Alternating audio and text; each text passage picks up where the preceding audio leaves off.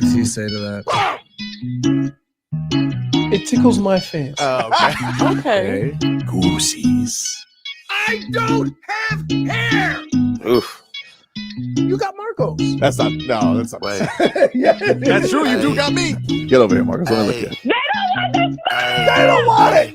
Tobin and Leroy, ready to deploy. Had to hit it with a little journalism, but that was a decoy. Better have about me, boy. Okay. Leroy and Tobin, hold to the show, man. Steers in the stars with the show, and till then his half moon open. Sometimes go taste like a snowman. No proof, I'm a lie about a molding. No proof. I always wanted him, I never hated him, I never traded him, and if I did, I never ever traded him. You know what? What is a star? Like another city, the driver's side fly. Wish I could large, so many more. 10 in the more, never a bar. 8, 10 in the more, 2 to the P. Nothing to you, but it's something to me. Handsome as ever, and cute as could be. You can watch it on YouTube with view for free. This one time for the Twitch. This one time for the text. This one time for the phone line. Whole time wonder what they gonna do next. You know, I just wish you guys would stop the quibbling. Think Tommy's quibbling today? You know, they just send Jake Berger away. You just take Jake Berger away from us? Well, now you trade the cheap guys. They didn't even make any money. That's kind of how this has been going for the last 25 years. So why would you expect? It's weird. Every time you have anything of value, they trade it. What? I mean, what is that? Jake Berger, they're just like, nah. Like, Jake, what does he make? $3 million? Yeah, 800K, too rich for our blood. Send his ass to Texas. How much do the fans like him? A lot? Get out of here. Nah. They literally going to have a payroll of $12 million. Oh, who's like? What is the guy? Who is the guy? Just Sandy and whatever they owe left on Stanton. Is that it? Is that all they have to pay? Yeah. Whenever if Sandy's here, we know how this is looking. As soon as he throws one pitch over a hundy, they're like, mm-mm. You know, Bendix is licking his chops to trade Sandy for like 5 prospects. What are we doing though? Like that's not how you win in baseball. But it's you not know, how you here, win in baseball. Marcos, see, me and Tobin knew what was coming. Here's why. Well, Jake Berger. Let me tell you why. When you hire somebody from Tampa, you know we're doing dollar store stuff. Whew. But not even like you know what this is? The Temu Marlins. That's what we got. Marcos keeps talking about this Temu. What is Temu? Is Temu like cheap eBay? It's like Wish. Remember the Wish app? Let me tell you, it is. You can get a dress shirt for $3. Now, now here's the kicker. That's expensive. Here's the kicker. You're gonna struggle getting the right size. because American large is like 4X Temu. Man. And it's not worth returning. So you gonna swing or miss a few times because I don't know what it is about. You get anything on there though, by the way. Like I just was like, what would he like? And I put in a harpoon. You can get a harpoon. Right. Anything your little heart desires. We're determined to win also. We want to win really soon. We want to win for a long time. We want to build something that is successful every single year, year in and year out. I think Clayton can be the right leader for that. How far? Clayton's like, oh, you just traded my #1 home run hitter? Great. Well, here. He's a liar. I already know this guy's home a liar. runs are overrated. Well, listen. This is like that's what you're gonna hear. Right? You're going to see a bunch of guys that don't strike out. You're going to see a bunch of guys that make contact. I don't think that's what they are going to do because I think the guys that they're going to play are probably going to be Norby and they have this young prospect Davison De Los Santos, I think, who had like 40 home runs in the minors last year. They're young guys. They're going to strike. Come on, they're young. Of course, they're going to strike out a ton. Right. But like, all right. I don't know. I just think when new people come into a situation, they sometimes don't understand the scars of the previous regimes. And they come in here like he's coming in, with that swagger of he knows what he's doing or whatever. But to us, it looks like you're basically trying to do it for cheap, which is what the Marlins have done for the last 25 years. I'm just like, look, maybe these guys turn out to be good. I feel like, But do you have any doubt? If they get really, really, really good, they're going to get traded? Oh, eventually, yeah. Right. Like this guy had the thing with Berger was funny. Is he had 4 years before he was a free agent. Right. Didn't even make a mill. I'm like, what is going on here? This is who we're getting rid of? And they got nobody in the top 15 in a system that's not very good. Right. They traded for teenagers. What the hell are we doing? Literally, what are we doing? You think he requested a trade potentially? I don't know. That'd be the only reason that I can justify why you would do this. First of all, look, this is no knock on Berger. You make $3 million a year. Yeah. You ain't demanding no damn trade. He doesn't make $3 million a year.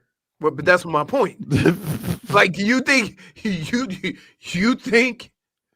if you're not making premium dollar, you can go into the organization and say, hey, I think, it would be in our best interest if you just trade me. Do you want to know the other thing that happened to the Marlins yesterday? Is I had no idea this was going on yesterday. Do you know yesterday was the MLB draft lottery? Oh, great. Oh, they do a lottery like basketball? Yeah. Yeah. I don't know the odds of it and all whatnot, but what I did read was the Marlins had the number one odds to get the number one pick. And they got fifth. And they couldn't finish lower than eighth. And they finished eighth. They finished seventh. Seventh. Mm-hmm. Seventh. I love that. Love that. Absolutely love that. I think I hate Peter Beck. Sorry. Can I just say, I'm going to say this. Strong. I don't want to say we hate him. I'm going to say this, and you guys are going to probably agree with me. The way baseball works, the baseball draft is the most insignificant draft in all of sports. Because I don't agree with that. Because here's the deal. You can have, how often does a top prospect get into the majors quickly? And in the Marlins case, they're not here because they've been in the minors, and some teams think it's more important to hold on to a player's rights than get the player on the field performing. I see what you're saying, but also it's still the top talent are going to be usually the people that they scout up the top, and they have to pay usually these guys. These guys can kind of you get a certain amount of money to pay on guys on a pie, and some guys will demand more as a signing bonus, or they'll go to college. They'll walk on you having their rights. So it's not insignificant. And honestly, Leroy, part of the reason that they've stumbled as much as they have, even more so than the spending of money, they haven't signed they haven't drafted anybody of significance, especially an everyday player. I can't remember since when. Where the hell's JJ Bleday? He's an A, dude. We do this every time. He's I guess, is he in Vegas now? Where are the A's? Okay. Again, remember that conversation when he got drafted? Yeah. He had a good month last year. But that's for the A's. That's my point. Is that first of all, before you get into your baseball prime, you're damn near 30. And this team has never shown that they're going to hold on to anybody in their system that they drafted until they're 25, 30 years old. That being said, what's the point for the Marlins to even be in the draft when you can't tell me what was the last draft pick that the Marlins had that ended up playing a substantial amount of time for the Marlins? Well, Max Meyer's been hurt a lot, so everything is through trades. Yeah. So like we see other teams, their star players are coming up and playing right away. Yep. The Marlins are always in the top 10. They haven't had a signed player, a drafted player, come through their system and play on their major league team. Been a while. Most of the stars have come from somewhere else. You're right about that. Then 100%. So who cares if they have the 7th pick? You're right. They'll blow it. I mean, they do have that solutions guy, Plunkett. Maybe he'll figure it out. But they could draft Babe Ruth as the 7th guy, the 7th pick in the draft. By the time he gets to the major leagues, they will trade him and flip him for other picks or other prospects. Am I wrong for thinking that? No, you're not wrong. Okay. How can I argue that? Like, how can I argue? So that's why I say it's been since Yelich since they've had somebody of all the drafts in all the major sports. To me, in this town, the baseball draft is the most insignificant draft in sports from what I have seen down here in Florida. Depressing. Headlines brought to you by Doral Volkswagen. At Doral Volkswagen, choose from over 300 new Volkswagen models in stock, like the Tiguan, the Taos, and the Atlas. Remember, when it comes to Volkswagen, the great deals are at Doral Volkswagen. Late last night, Florida Panthers beat the Seattle Kraken 2-1 in a shootout. Alexander Barkov. He was excellent yesterday. He had Do shootout goals count as goals? No, Okay. I don't believe they do. Okay. Barkov did tie it up, though. He tied it 1-1 with a one-timer in the second period. Here was Doug Plagans on the call. One of the best in the business. He scored the Panthers' goal in regulation time. Came with 1:01 to go in the second on a one-timer. Goals in 3 straight for him. Now he looks for one of the shootout here. He zigs and zags in through the near circle. Cuts out from backhand. He scores! Top shelf Barkov in the shootout. And the Panthers strike first. Here in the shootout, it's Barkov. There you go. That was his shootout goal. He also had the one to even it up in regulation. Great game by him. Rhino, he finished it off in the shootout to get the Cats the win. Bob had a sick save to end it in overtime. It is unbelievable. If a game is close, Bob is going to have one of those saves where you go, oh my goodness. Yeah. How did he do that? No, they were in trouble, dude. It was a one-on-one, and he stoned him with the pad. Here was Bob after the game on his boy Sasha Barkov and says he's the best. Yeah, he's a great all around. He's a great offensively, defensively. I think he would be a great goaltender as well. Hard to argue. In other words, he's just saying great hockey player. They should do that for kicks one time. Switch it up. Barkov goalie night. Dude, I want to see him do the chicken wing. The butterfly? Because most of the time hockey players are bow-legged, right? So certainly we've seen Luongo look like that. Luongo. Old sheriff. So just to see these guys who skate up, just do, yeah. All right, we'll take a break. Coming up next, could be something, could be nothing. I don't know. That's next. Why would they?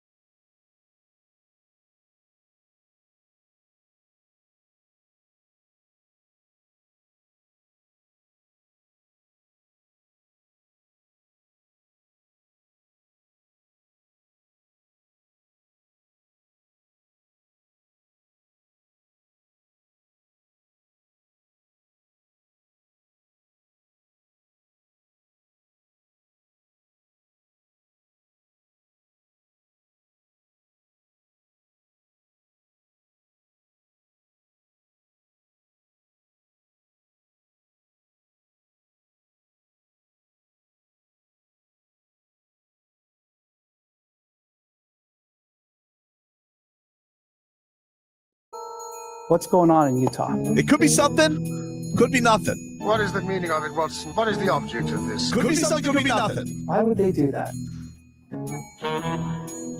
Welcome back, everybody. Tobin and Leroy here with you, 560 WQAM. Streaming live on YouTube and Twitch, Miami 560 WQAM. You guys can go subscribe there. Get notified every time we go live, which, spoiler alert, is 10 a.m. every weekday. But we also put up clips, best of clips, if you guys want us bite-sized.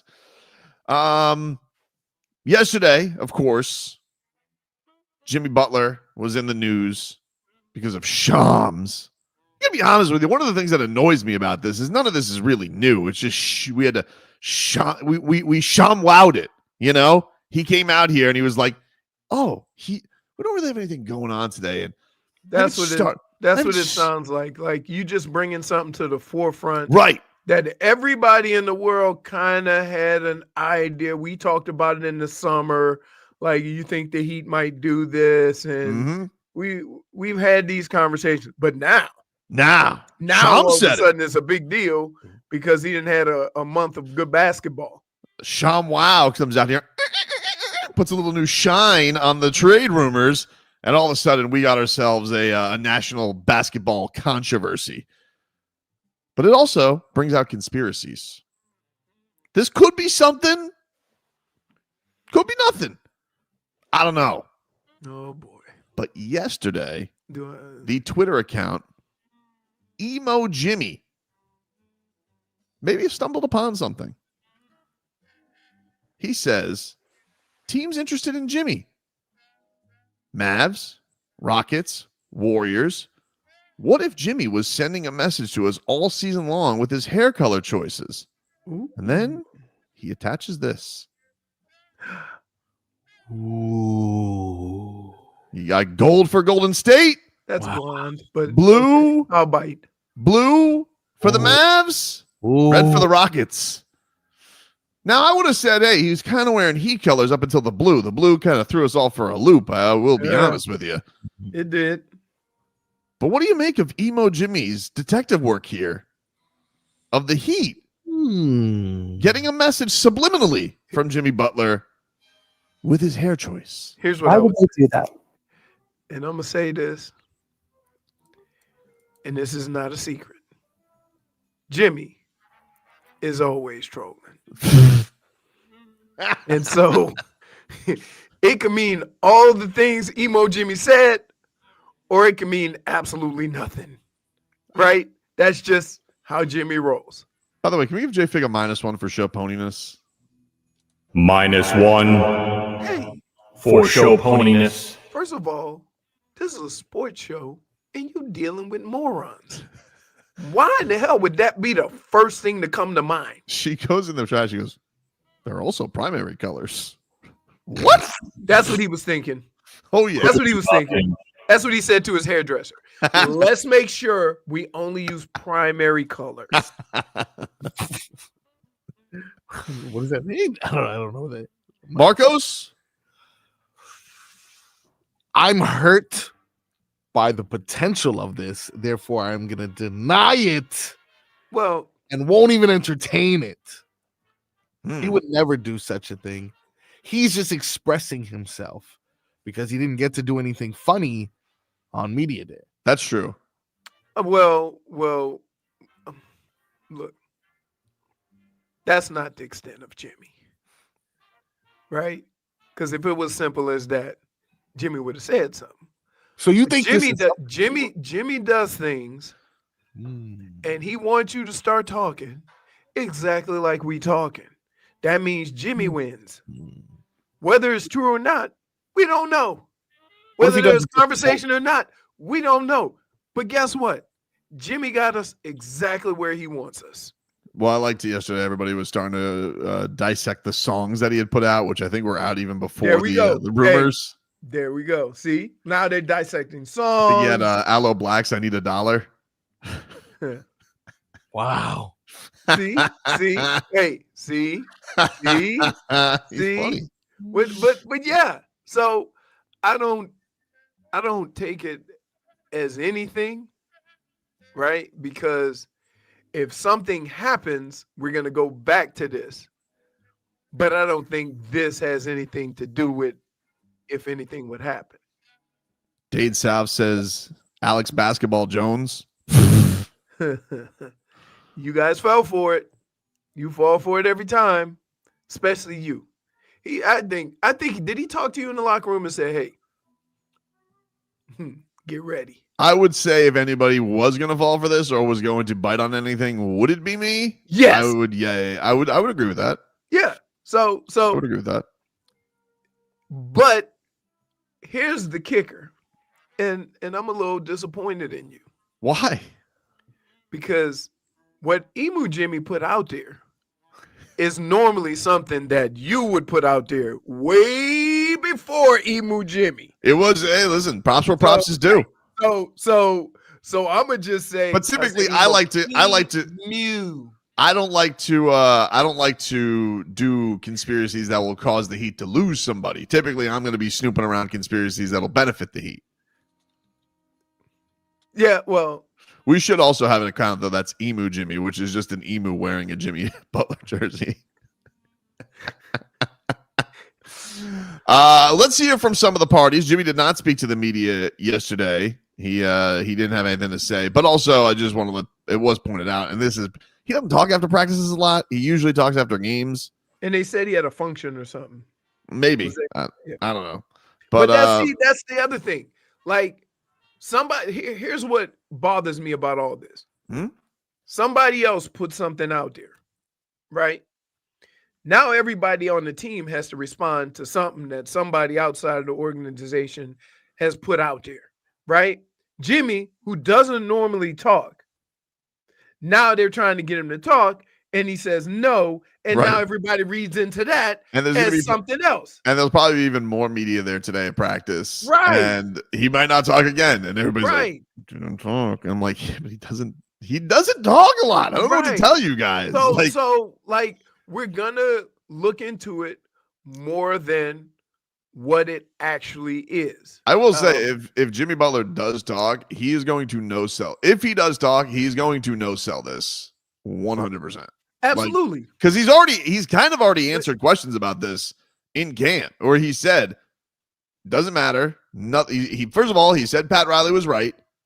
He has been the company man. He's towed the line the entire time. I remember him telling Ira in camp, he says, "Nothing I do now is going to get me paid anyway." So he's kind of addressed all this stuff. The only thing that's different, I guess you could say with this, is the Heat say or according to Shams, the Heat are open to offers. So that's a Heat thing, not really a Jimmy thing. And apparently there's some list that Jimmy's agent has said if he preferred to go somewhere, it would be the two Texas teams or Golden State. Right. So, but I don't really know what does Jimmy have to say about that. I don't know. Right.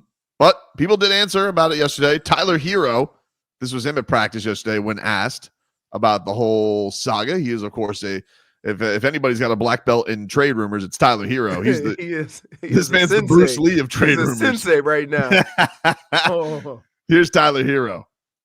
Obviously, you get to a point in trade season where players are going to be mentioned. There was some speculation out there, I'm sure you're aware, of Jimmy Butler today. ESPN reported. I'm just curious. I didn't know that. When you get to trade speculation season, how do you guys internalize that and not let that impact? Obviously, you're familiar with that, having dealt with it for years. Yeah, I didn't know that. I got to check my phone still this morning. I didn't know what was said. But the vibes felt good in here today, so I don't know. I don't know what you're talking about. Now. That's enough. I'm gonna say this, Tyler. I love you, brother. You lying.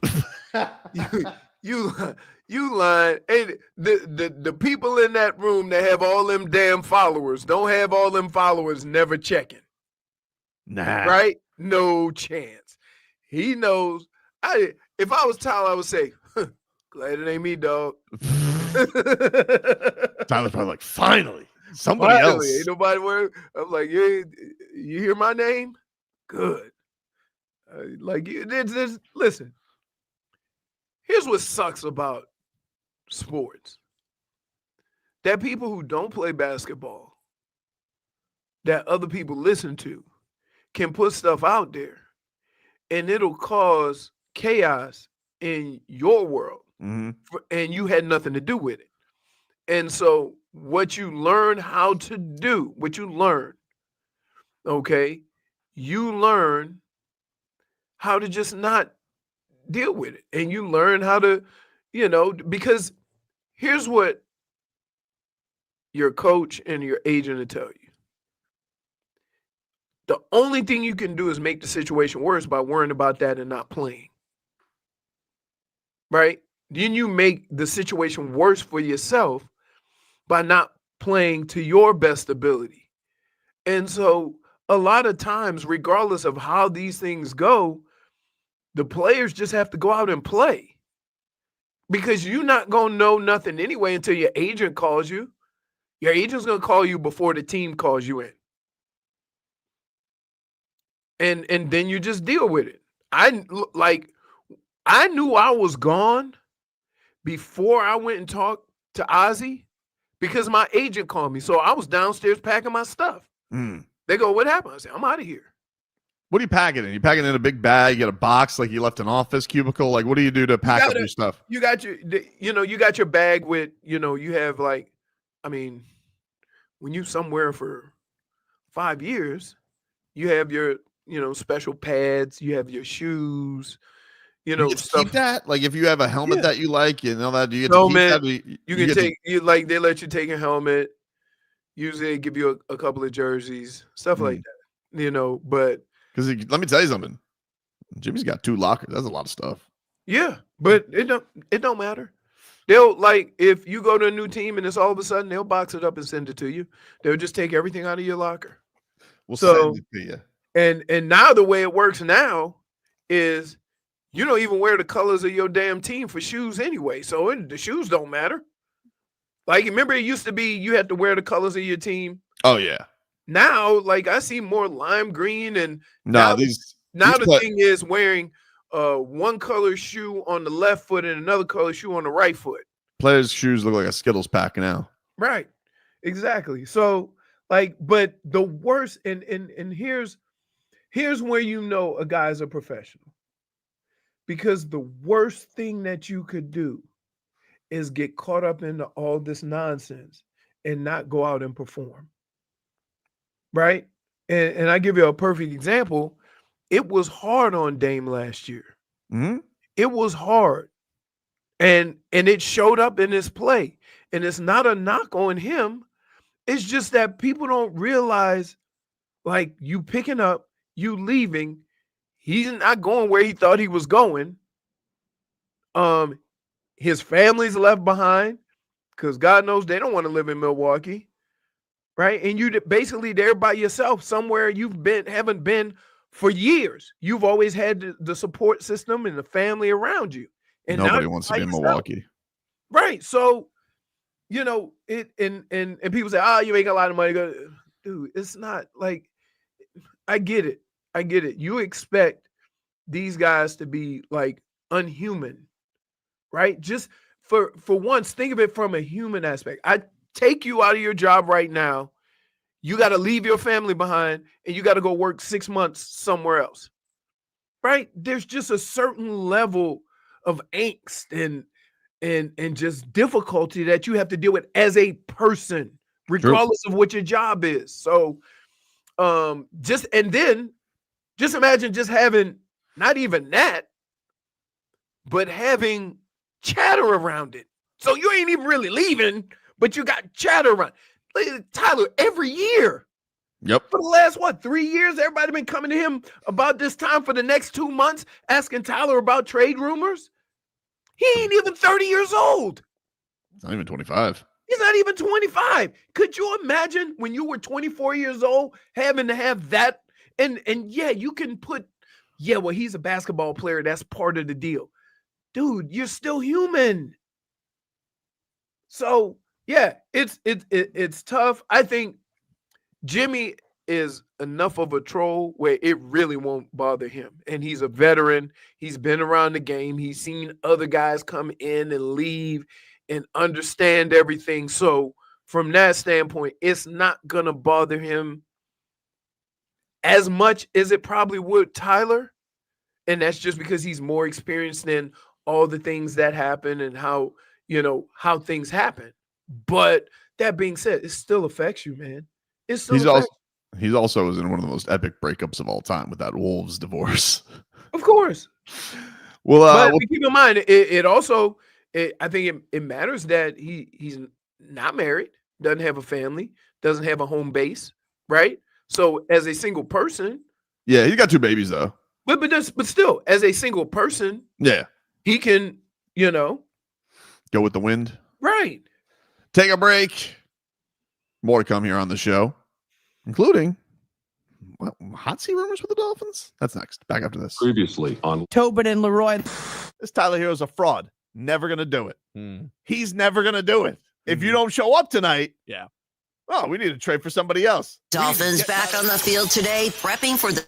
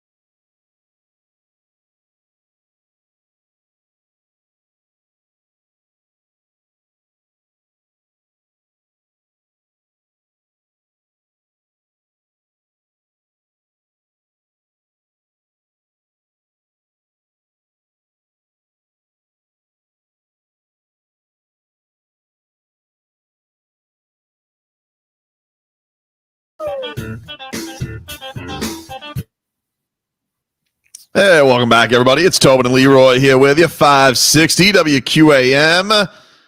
Hey, our Dave & Buster's gift card giveaway is back. We got a $250 gift card that you could win to watch football, the Heat, the Panthers, Canes basketball. They're struggling lately. And more. Not that I expected them to beat Tennessee yesterday, number one team in the land, but 7 straight losses for Canes hoops. If you guys want to enter our contest, WQAM.com/contest. Dave & Buster's Eat, Drink, Play. Watch sports at Dave & Buster's in Hollywood. That's the Jimmy V Classic they're at. Yes, sir. Yeah, that's what was going on. I thought I saw that on the I thought I saw that on the damn screen or on the floor or court when I was watching part of the game. Great speech, man. That was that speech is always Goosey's the Jimmy V speech. All right, we'll get to hour 2 coming on up, and the Dolphins are getting ready for a big time matchup against the Houston Texans, which is going to be a pretty San Fran's pretty banged up, but always formidable, obviously, and then you got the Jets to end the year, but this one right here, Leroy. I mean, this Houston team's got a lot of talent around it. They were kind of everybody's darling coming into the year. And I think there's a lot of tests here for Miami, but I do feel like they are playing good football. This is obviously one that's not in the elements, so I feel great that it's in a dome. Is there something that you're most interested in to see matchup wise for Miami with this potential matchup? I want to see how they handle that defense, because not only is the defense good with players, they're well coached. And usually teams that beat them don't outscore them, right? They just it's always really close, and they can either score offensively or they can just drag it in the mud and try to win a close game. There's a lot of talent on the offensive side. Nico Collins is the real deal. We have seen guys running free in the secondary as little as last week. Yeah. I would say this is that at this current moment, CJ Stroud is better than the last quarterback you faced in Aaron Rodgers. Aaron Rodgers? Yeah. Yeah. So I don't think the Texans have been like everybody I think expected after what they did last year that they were going to be juggernauts immediately this year. There's this thing called game plan. Yeah. When the first time you see something and it kind of catches you off guard and you realize how talented they are and you can't catch up before the end of the season. And then you have a whole off season, you're going to play them. And then you come up with a consistent game plan, and you've seen these game plans week after week. And you've seen, kind of the struggles of CJ Stroud, where he just can't just sit back there, pick his target and throw, which he was able to do last year. Yeah, he's been sacked a lot this year too. Right. It's more of they're tricking him a little bit. He's got to look a little bit more, and then the pressure's getting to him. So that's a normal growth process in football. For everybody to say, oh, he's having a sophomore slump. Well, not necessarily. A lot of it has to do with, listen, when you have success doing something the year before, people ain't just going to let you line up and do the same damn thing to them. So give the other teams credit too. That being said, they still have a very good chance of winning that division. Oh, yeah, for sure. Which is not a very good division. So from that standpoint, you're talking about a possible division winner. It doesn't look as good as last year, but they still have talent to win the division. So that's what you have to deal with. His numbers last year were insane. Like, what was it? 23-5 last year as a rookie. Like that. Here's the deal, though. Look at how many weapons he had offensively. They had an excellent run game. Nico Collins blew up. Yeah, Mixon's having a nice year for them. You have a lot of talent on off that kind of gave him the opportunity to sit back there and stand back there and not have to worry about anything. Now, if you check the run game, Nico Collins has missed some games, right? Now you have all these various issues and things that have happened during the course of a season, which is normal. The fact that you haven't gone all the way in the tank and you've still been able to hang in there means that you still have some talent in a quarterback that can operate without all the various things working the way they did the year before. So I'm not just dismissing it, and we all tend to look at the record and go, "Oh, they're not as good as last year." No, I think they're pretty even teams. I mean, Tua's obviously playing on a heater right now, right? Like he's cooking, and he's. It kind of feels like to me, it feels like Tua's got to, especially because of the weapons they got. I'm a little worried about what Mixon can do because he kind of can do everything, and that feels like for this defense the way they've been doing with those backs. Here's the deal: the Texans can run the ball. The Dolphins have not run the ball well. So if you start there, and I'm going to say this, and this is going to be very important this week.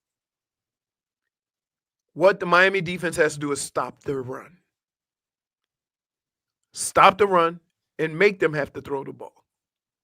If you can do that, then you can hit them with all the other trickery and gadgets you do on defense to trick him. But if he has a two-way go, meaning that they're running the ball well and then they play action you, it makes it extremely difficult to stop anything. So right now, I would be focusing on the run game. I would be focusing on stopping that, tackling, right? Make them one-dimensional, get them behind the chains, make them second and long and third and long, and then handle those things accordingly. Tyreek Hill tweets out today, for what it's worth, make 5'9" wide receivers great again. I don't know. Well, here. Reek, I love you. Okay. But the answer is no. Okay. What? Here's what we're going to make great again. The 4-2 wide receiver. Oh. It ain't the 5'9" receiver. Look, just because he's short, he want to make it about the short. We making it about the 4-2. That's what's going to make receivers great again. Man, listen, they with them in that situation where they had to tie it up in that game and they go Cheetah and then Waddle, I was like, oh, thank God. It was like, you go, there we go. And you know what they did? All they did was ran the same play the other way. Right?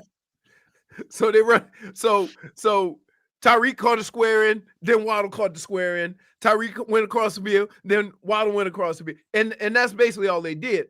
I would really like to see what would happen if they took Tyreek, Waddle, and you can go with Odell and put them on one side. And on the other side, put Jonnu Smith out wide. I would love to see how they match up with that. Karen says 5'9" isn't short. We're fun size. So you understand what I'm saying? They don't ever put, and correct me if I'm wrong. I don't think they ever put Waddle and Tyreek on the same side of the ball. I wouldn't know. I don't know. It's not like something that stands out to me that Right. they haven't. But could you imagine those two speedsters on the same side? I definitely feel like they haven't been. The thing that's been great though is like they're, Jonnu's definitely been having a great season, but they haven't been frozen out like the last few weeks. Like they've made an impact even with it not being the Bomsky play. Like we're definitely seeing they're definitely all adjusting, and Tua's done a great job of getting them the football and making an impact still with big plays, but not necessarily like the highlight reel plays. Pay attention to football. If you notice, all these big plays all down the field come on broken plays. Yeah. All of football has made a conscious effort to take away the deep throw. But when a quarterback starts scrambling, for some reason, the secondary lose their mind and lose a player. You only got 3 or 4 receivers. How could somebody just run by you and you're not paying attention to them? It's crazy. We'll take a break. Get you caught up with your headlines, including some interesting Fins fodder that's out there. I don't know what to make of it. Tell you about that coming up next.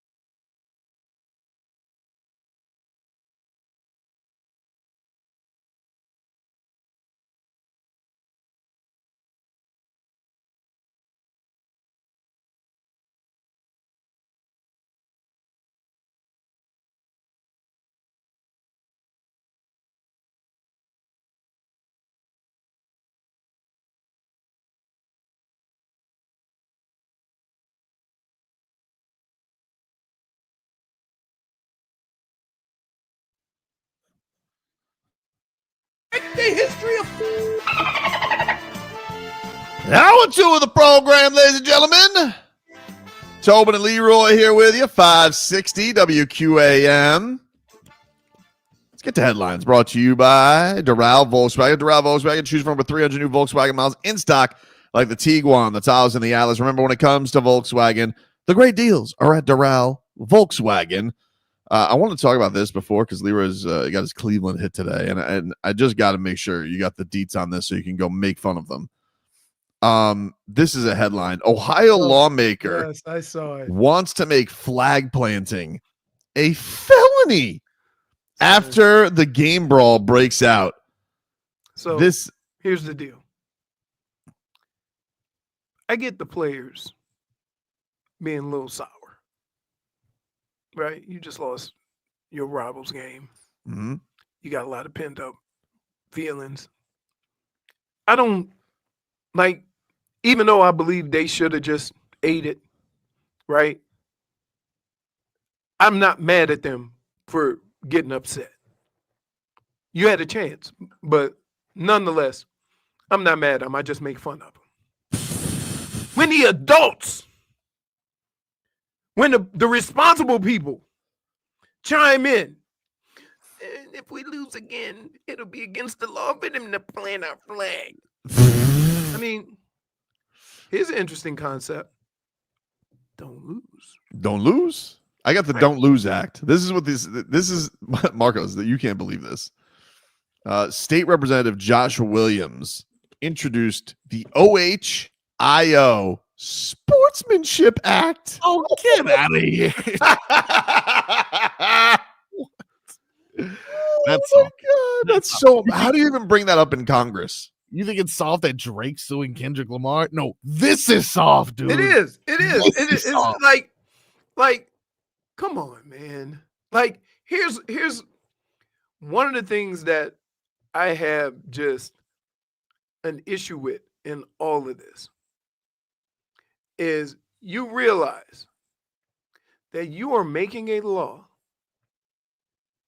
because your team lost. And nobody's over the age of 22 years old. Not drugs, not guns, not liquor, right? But you have wasted these people's time by going to a whole bunch of other grown folks and say, I want it to be a law you can't plant a flag. Really? And they say our society, and Wait a minute, it took 75 years for them to not fly the Confederate flag. The bill would prohibit planting a flagpole and flag in the center of Ohio Stadium football field on the day of a college football game. And to name this act the OHIO Sportsmanship Act, the bill specifically references Ohio Stadium, so presumably would not include flag planting incidents at other college stadiums in the state, like Cincinnati's Nippert Stadium. You know what it sounds like? You know what they should name this? The 0-4. They should name this. This says instead of OHIO, they should put 04IO.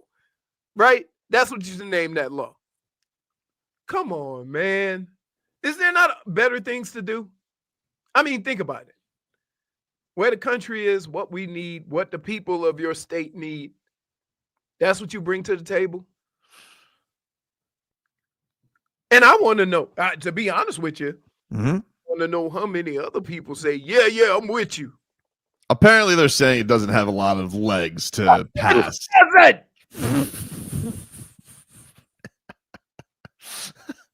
Of course it doesn't. It says this is from On3. House Speaker Jason Stevens explained the timing is going to make things difficult.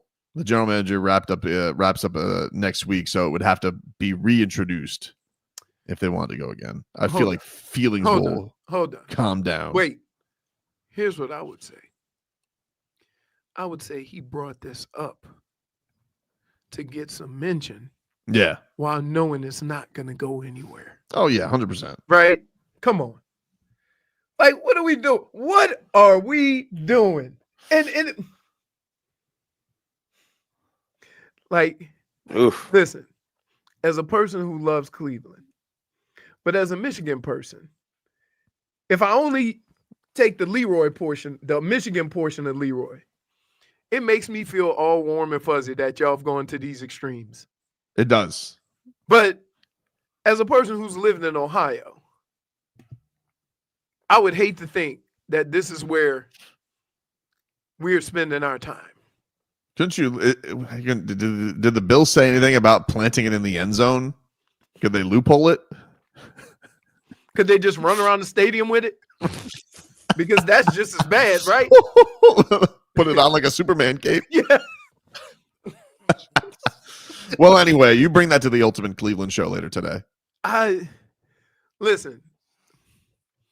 It's been hard. I've been trying to hold back. I've been really trying to hold back. That's right. It should be called the SOFT Act.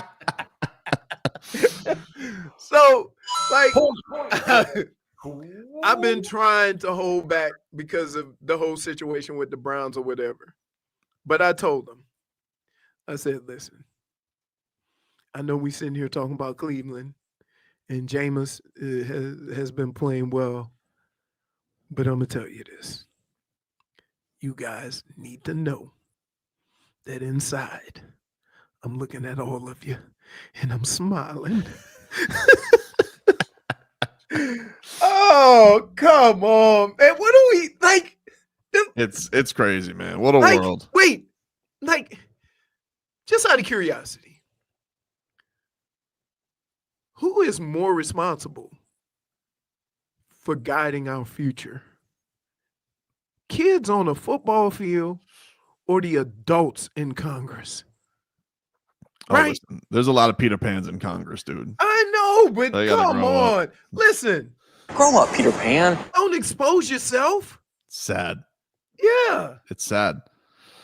Man, that is That's wow. Funny. It's that just funny. Let's get some other headlines here. So this is just tweeted out by Adam Schefter. Stephan Ross has announced officially the sale of a limited interest in the team, the Miami Dolphins, to Eris Management, which is headed by Joe Tsai, who owns the Brooklyn Nets.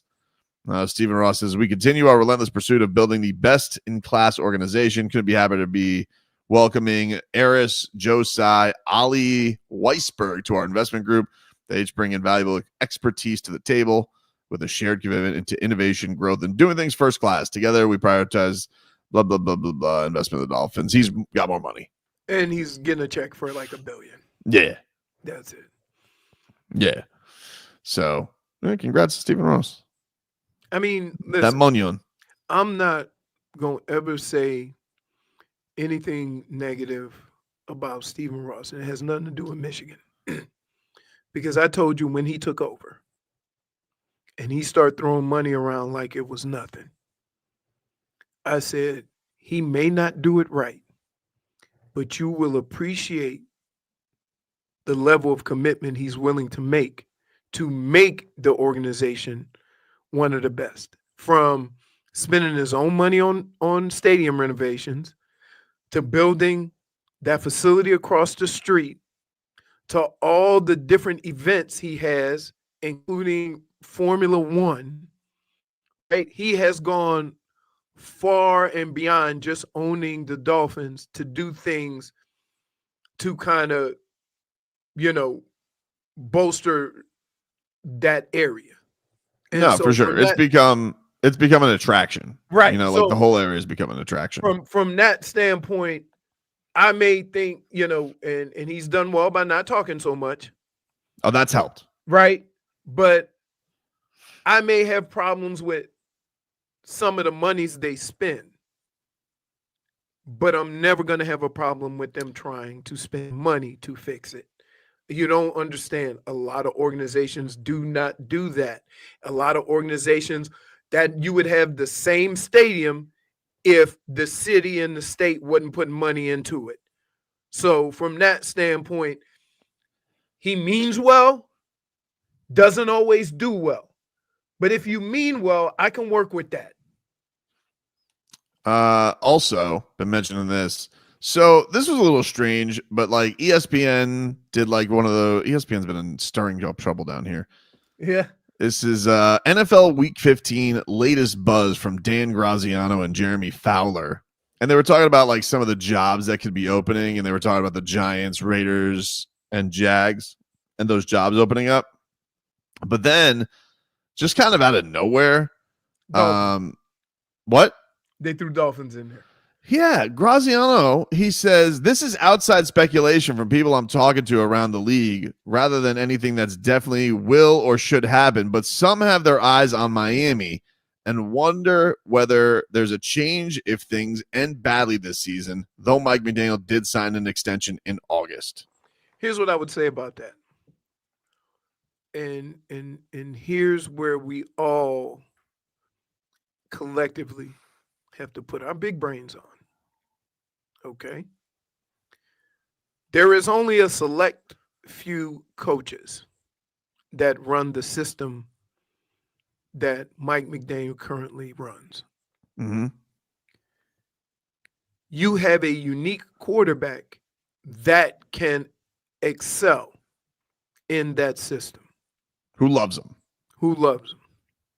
If you change coaches and then your quarterback ends up in a system that doesn't fit his skill set, then what are you going to do?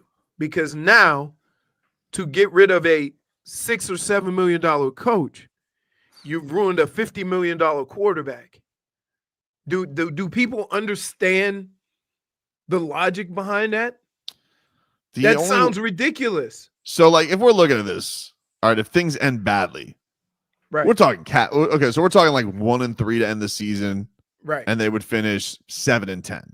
That has to be like, because if they finish 8-9, 9-8, I just can't see with Tua missing 4 games. Correct. I just can't see Stephen Ross even thinking about firing the coach. It never seems like Chris Grier's ever on the hot seat. I mean, he's been here forever. It never seems like there's ever any talk of that being the thing. But I'm with you, man. Like, look, they've linked up to Tua. Anybody who wants them to have any complaints about Tua, I'm not saying that he's without criticism, but you guys know I'm a Tua fan. He's if you made a list of the Dolphins and the concerns you have right now, quarterback is where on that list? Is it in the top 10? No. Because I would say no. Because I would say number 1 would be secondary. Yeah, secondary. Number 2 would be offensive line. I would say probably 1 is pass rush, just so they don't have enough of it. Well, and here's what I'm trying to like. I'm trying to look at how much of it is injury, fair, and how much of it is schematic, and how much of it is player. Okay, like when you talk about pass rush, you can't talk about the job Sealer and Calais Campbell have done, and then Chop Robinson coming on, even though you've lost your 2 main pass rushers, they've done a really good job. So I'm not going to just throw pass rush in there, because as you start getting guys back and healthy, right, that is going to look better. So the secondary, with the injuries and the guys that you've had to play, yikes, right? Then I would go with offensive line, because no matter what happens, this is one of the few teams in the league that have to be 9-10 deep on the offensive line. And you have to start the season with 9 or 10 guys that could be playing on Sunday. Mm-hmm. And a lot of teams don't have to do that. You fix that, then I'm going to go with run game. Because I personally think it's an attitude.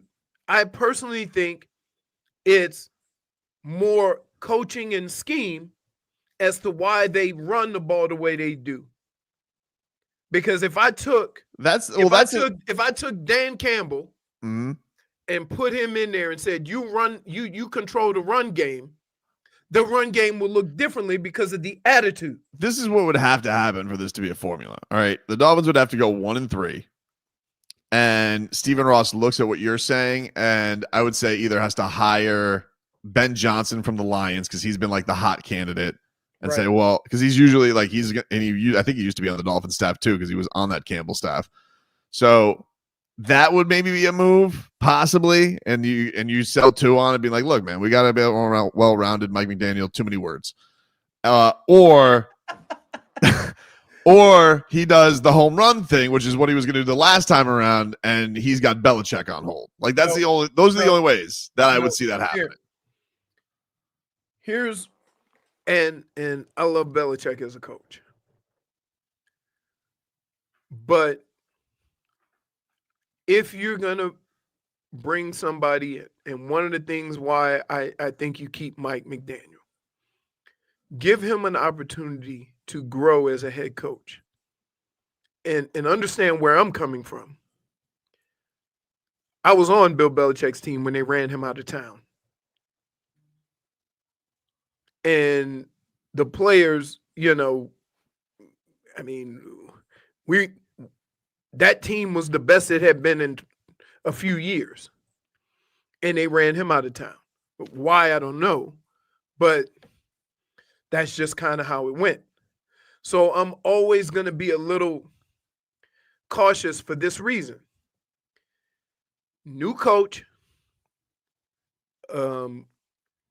he's got to grow too. Now, what I would do is have a conversation with Mike. Say, Mike, look. There's certain moments in the game where we need to be able to run the ball and need to be able to run the ball a certain way. And we don't either have the players or the system to do it.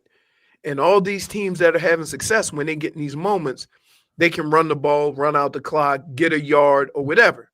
I mean, like they were inside the one. It took them 5 plays. Yeah, but I feel like Stephan Ross, when he sits Mike McDaniel down, Mike McDaniel does the two index fingers by the mouth and goes, I anticipated this question. And he's going to have like some long-winded answer. And Stephan Ross is like, just go. Just fine. You keep the job. You know, but you don't think that these are they're valid. They're valid concerns for sure. Right. Because you have to listen. There comes a point in every game and every season where you just got to line up and play physical football and run the football. Mm-hmm. That's a fact of football. This team has struggled doing that. What about we have a toughness committee that's run by Zach Thomas and Tim Bowens? No. And they just bring they have to pass tough tests to get past like our own Man Campbell contingency run by Zach Thomas and Tim Bowens that Mike McDaniel now has muscle to go to, right? And then he goes, do they pass the tough test? And they even give you the Roman gods, the Roman emperor, thumbs up, thumbs down, and that will determine whether you're on the roster or not. No. I just think Mike needs to grow from this. I think he needs to see it, because here's the deal. If you're an analytics guy, if you're a numbers guy, you have to see this going on in football and know how you have to be able to do it to be successful. It's not a secret. All the teams that are running the football, when they get up in the snow and they get, at those crucial moments in the game, all the teams that can run football have winning records. Even the teams that are supposedly, Sean McVay, and you go out to San Francisco, they had a physical runner. Yes. This team does not. I'm just saying, Zach Thomas, CTO. No. No. Chief Toughness Officer. All right. No. Close. First of all, too close to CTE. Fair point. Pretty good. We don't. I have to work on this. Yeah, but no. So and listen, I've been saying this for a while. This is nothing new. And you can have all that trickery or whatever, and that's fine, and that's great. Okay? But how many times during the game are we going to sit here and watch 2nd and 14 because every team knows you're going to try to run the ball outside? Right? For sure. Listen, when they got inside the 5 and got stumped 2 times, I send Tobin a text. Here we go. It's painful. It's painful. You feel like, took and I 5 feel like, but the plays. thing that's annoying about it is like last year. And I know you got to get you out of here because you got to do your thing. But like the last year, the thing that was frustrating about it was like, it felt automatic with Mostert last year, right? Like, I know that they didn't have I know they still did a lot of that outside zone stuff, but like, it feels like you're holding your breath every time they're in the red zone now. Here's the deal though. Like, don't underestimate the other side of the ball. Mm-hmm. They game planning for that. Like here. At some point in time, during every football game you watch, it's not about the X's and O's, it's about the Jimmys and Joes. That means that your attitude and how you do things, it doesn't matter what defense they're in, you're going to have success. It's that level of toughness that gets things done at certain moments of a game.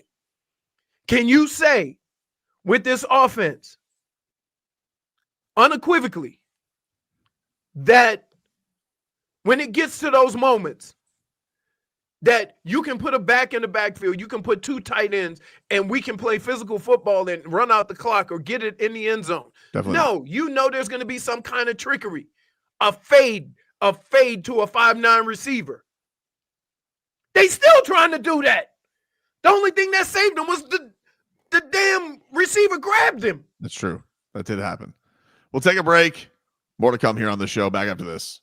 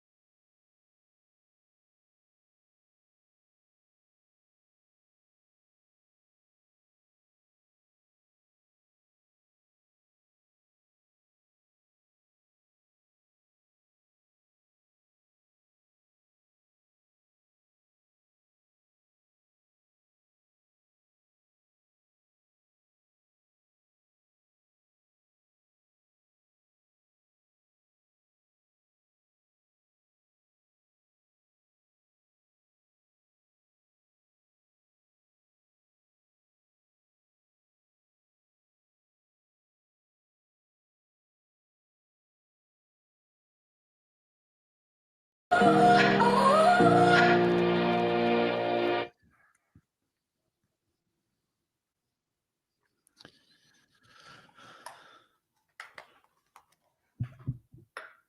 know I try, but I don't do too well with a And welcome back, everybody. Tobin and Leroy here with you, 560 WQAM. Leroy ran off with those Cleveland folks. He'll be back in a bit. Hopefully he talks about that law you were talking about. Someone needs to be held accountable for that soft ass proposition. Dude, I happened to throw on YouTube, and so they're in my algorithm. I check on Leroy every now and then. I like to peep on him, make sure that there's nothing being said about me. And so Ultimate Cleveland, what's that? Make sure he's not smiling too much. Yeah, exactly. I don't want Leroy ever having more fun with Jay Crawford than he does with me. I know I annoy him, but I know that he could always leave me for Jay Crawford at the drop of a hat, and he hasn't yet.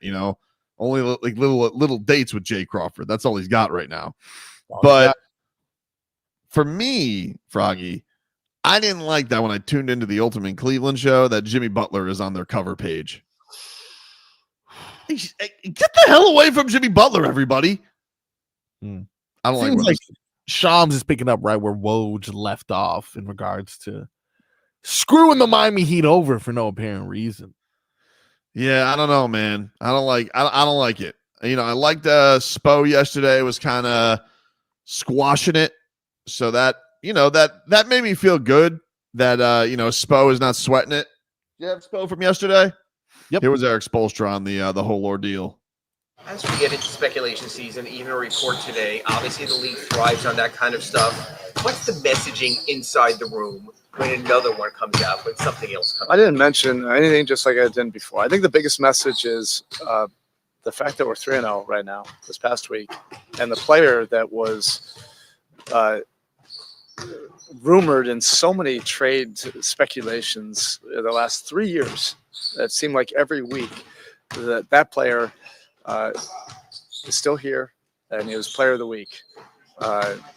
So that's really the only thing I'm thinking about. It's been our best, most consistent stretch of the season. So anything else, any other narrative, I don't care. Nobody should, because most of this stuff has just been all like a bunch of gibberish. There you go, Erik Spoelstra. Just throwing the cold water on it. The thing that the one thing from the Heat's perspective, man, because I know Wendy was on Get Up today, and he was saying like it appears we're headed towards the end. It appears we're headed towards the end of the Heat and Jimmy Butler. There's a couple of things that are interesting, and this has been pointed out by Barry Jackson in the Miami Herald. He's done a great job of talking about other destinations. One, okay, let's just say this ends mediocre, Marcos, right? Let's say the Heat don't make an incredible run this year. They don't go to the Eastern Conference Finals. They don't go to the finals.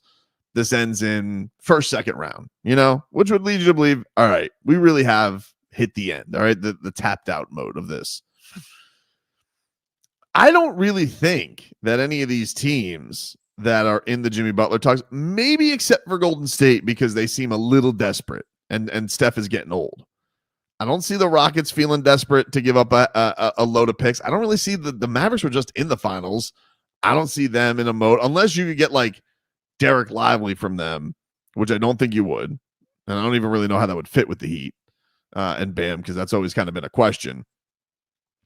I don't really know what like the move is that everybody goes to, and it's just like, wow, we have like that. Unless things go really bad, which I don't think they will, because I think the Heat are starting to find their stride, and I think we may be back.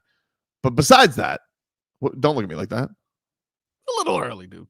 No, I that's why I'm not saying we are back. I'm saying I think we may be back. All right. I can't confirm it for sure, but I have a feeling of backness. All right. You don't feel that way? You didn't leave the building that night and think we may be back. You were there. Yes, and I think, if I'm not mistaken, we've won 7 out of 10. Mm-hmm. So we've been trending in the right direction. Bam seems to be getting more consistent. Tyler's playing off the charts, which is a perfect time for someone to drop a little drama in our lap with this Jimmy Butler thing. But yeah, we're playing better, I will admit. I have seen the speculation, like, is this a last-ditch effort from Jimmy's people to be like, hey, things are going good. We don't want to do a little, make it, because they technically could do that extension that he originally wanted, even though he said he's not going to do that anymore. They could technically still do that up until the end of the year. Even Pat Riley's made that known. But let's just say, if it does get to the end, right, and they get to the end of this, and Jimmy's like, I'm opting out, there's nowhere for him to sign. Like, nobody has cap space, so it would have to be a sign and trade, and you would still get something for him. Now, would you get as much? Maybe you don't get as many picks, but I don't think the Heat are going to be in this. It's still a big salary. You're not going to be in this empty proposition as to where he's going to go. So I don't know if there, and the point has been made by the Miami Herald reporters and others, like the Heat aren't aggressively shopping him. I do feel like this has been a little bit of Shams throwing this into the public space, but I don't think there's necessarily been anything new, unless this was leaked by Jimmy's people to say, hey, let's drum something up here to either give the Heat a little bit more pressure to pay us, or, which I don't necessarily know if it's the case. I just kind of think that ESPN was looking for stuff to talk about. Especially because they, the Warriors, they just need to drum up stuff. Like, they were talking LeBron and Steph teaming up yesterday. We need stuff. What do we got to talk about? We need stuff to talk about. I said, well, this is Jimmy Butler thing. We haven't really touched on this. I do think there's an element of that. Yeah, it makes sense. And unfortunately, we're just victims of, like, a slow couple media days, if you will, that people are like, man, I guess, yeah, we'll talk about it. Also, it doesn't help that we're not playing basketball during this stretch, too. So it's just one of those things, like you said, they're drumming up. But I think this is something that people have thought of. So there's like a little bit of like, could be true. But it's for anyone within the Heat camp. It's like, now you want to talk about this? We're playing arguably the best basketball of the season thus far, and now is when we're talking about this. Steve says, what if Miami makes this move and it could lead us to land in the draft capital to bring in Bam's boy from Sacramento to Miami? So he's referring to De'Aaron Fox. It's something that has to be talked about for sure. Again, like, it has to be, but I have a hard time believing that someone is going to pay in the middle of the season 3 first-round picks for Jimmy Butler at his age and at his contract status, and knowing that he wants a new contract. Yeah, I guess I'm a little skeptical, more so than others, that Jimmy's going to land you 3 first-round picks. I just, if that happens, of course the Heat front office has to talk about that, because they're in a position where they don't have the draft capital that other teams do, and it would be nice to replenish that stuff. But there's 2 things that I think go against it. 1, never been the team that does that trade. 2, Erik Spoelstra is a maniac and doesn't seem like he ever wants to wave the white flag or concede anything. And also Pat Riley's never really done that move. And they're also just not in this spot right now in the East where it seems like they're out of it. And they're also like, it's kind of tough to judge because for whatever reason, the Heat have played like 4 less games than everybody. Yeah, so very strange. A lot of games in hand. Love that. Yeah. But yeah, I'm not, if it ends up, I'm not for trading Jimmy Butler. I'm against it. I want Jimmy Butler to end his career with the Heat. I don't think there's enough value coming back. I haven't seen anything that I'm just like, ooh. Yeah. That's made me stop and look at that and be like, oh, okay. You were talking about the Kings just now, but the Kings, they got Hall of Famer DeMar DeRozan. They don't need Jimmy Butler, apparently. They got DeMar DeRozan over there. He's going to be fine. Well, you don't like him because he's against your boy Drake. He's a traitor, dude. He's not a traitor, dude. Like, he's just traitor. Who was there for you? Take a break. Mix things up coming up next. WQAM.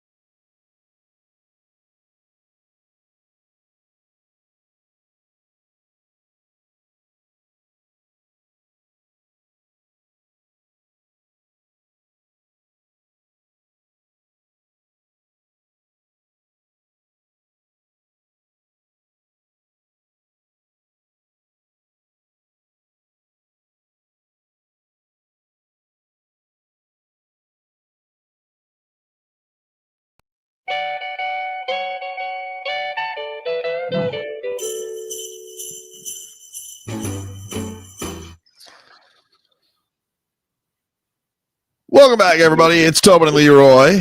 NFL season is hitting. The stretch run, college football playoff and bowl season are almost here. The Heat and Panthers are underway, and Canes basketball also underway. It's started on up. It's easy to keep up with everything. Just download the free Odyssey app for all your sports news and sports talk. You can use the rewind feature. You listen to any part of our show that you may have missed, and make Tobin and Leroy your favorite show because Frog Boy puts a lot of work into those chapter titles, and don't let it all go to waste. So true. So true. What do you got for us in the mixed bag today, Marcos?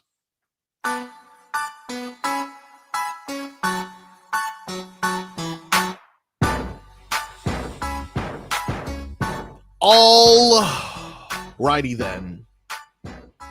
I have quite the bit of beef within today's mixed bag. All right. Got a bag filled with beef. What time does Leroy finish his hit? He should be done like 10 minutes. Okay. Because I wanted to save my favorite thing for, potentially Leroy may be able to join us before this segment's over. In the event that he is, I'll save my favorite one for the end, and I'll start with this one here because I'm going to need your opinion on this. Okay. Bit of a turf war yesterday on the old social media X. That is going to be between Chili's and Applebee's. I'm going to show you what went down there yesterday. If you're listening to us, I'll read the tweets. But if you have an opportunity to watch us on YouTube and Twitch, Miami 560 WQAM. Yesterday, Applebee's tweets out $9.99, the really big meal deal with arrows showing that it's greater than that other $10.99 deal, which, very interesting, Chili's has a $10.99 deal, and they respond with "at us next time." Don't forget our 3 for $10.99 comes with bottomless drinks, unlimited chips and salsa, and a big smasher with fries. Y'all could literally never have to think you do. Chili's or Applebee's for you, Tobin? Wow. My immediate reaction was Chili's. I think that Chili's has better. I like the 2-for-1 margaritas. So I think they have a better happy hour. I enjoy their queso dip better. Applebee's, I'm trying to think, like, what's the signature thing from Applebee's? Applebee's, I think, has. I love the Man Campbell commercial. They do have a good commercial, but I haven't been to an Applebee's in a really long time. Like the last time, there used to be one near when my wife was my girlfriend. We went to Applebee's all the time. And was that the spot of your first date, or was it Chili's? No, the Chili's was the first spot of a date. We went to Aventura Chili's, actually. Okay, okay. This makes sense as to why you. Well, I've always felt like, are you more of a Chili's person or Applebee's? You know what? The thing is, nothing at Applebee's is memorable. You're right about that. I can very clearly off the top say Chili's triple dip, molten lava cake. Oh, they go in the Hall of Fame. Come on, molten lava cake is top notch.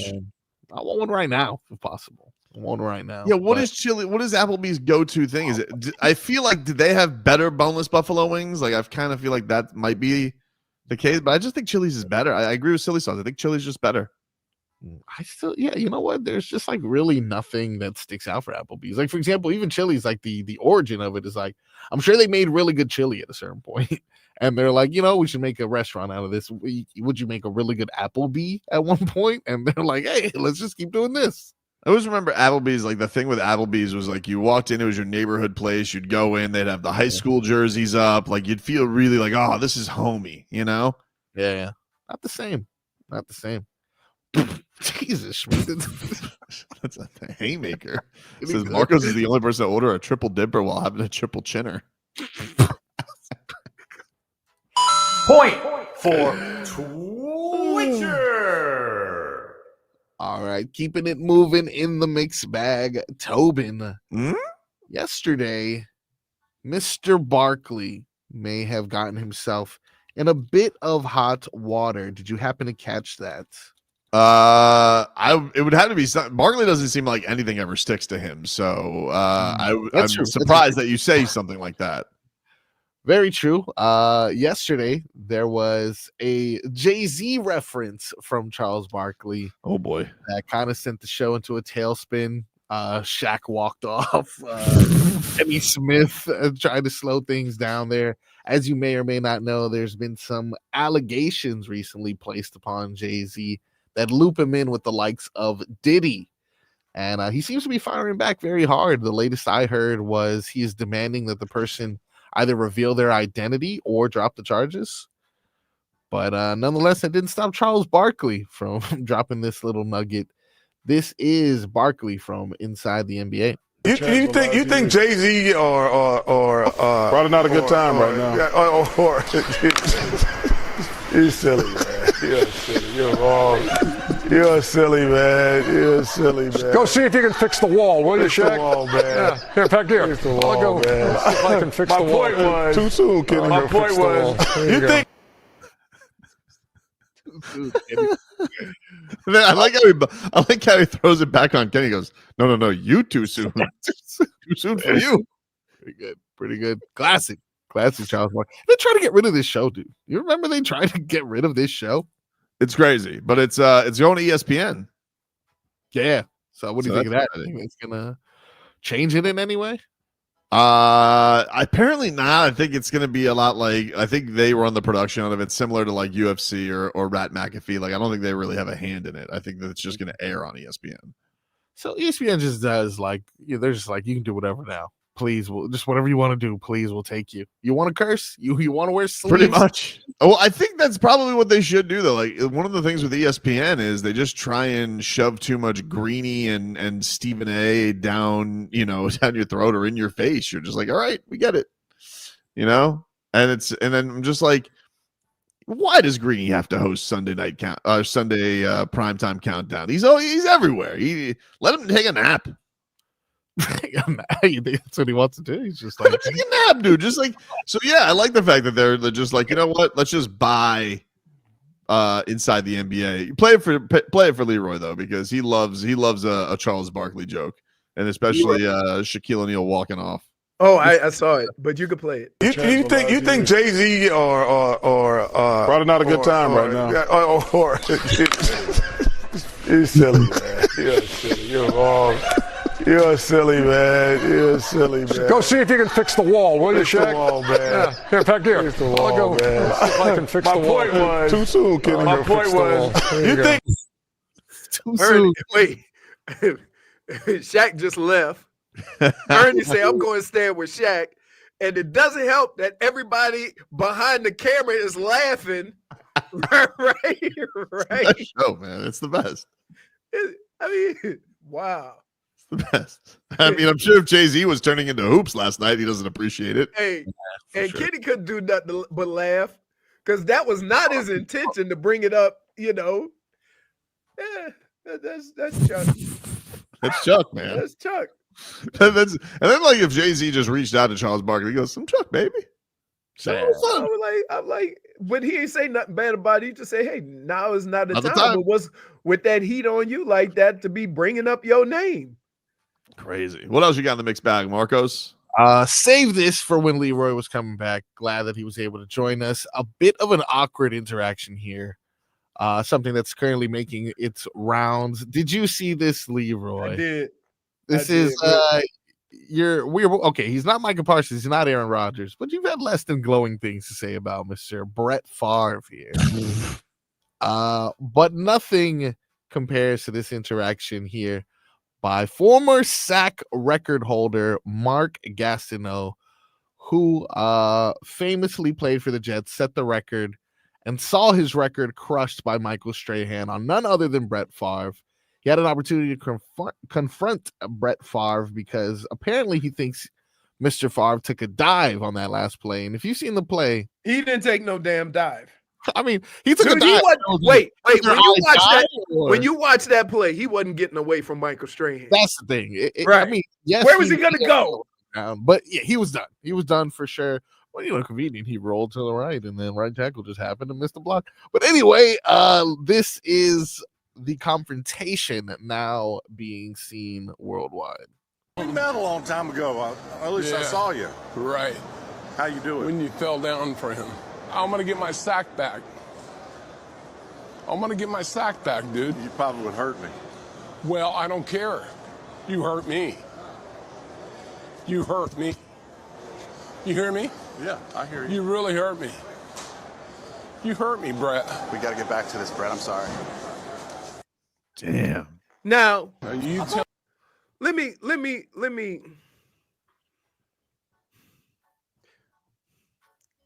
How am I gonna go about this? Careful. I'm gonna say this, right?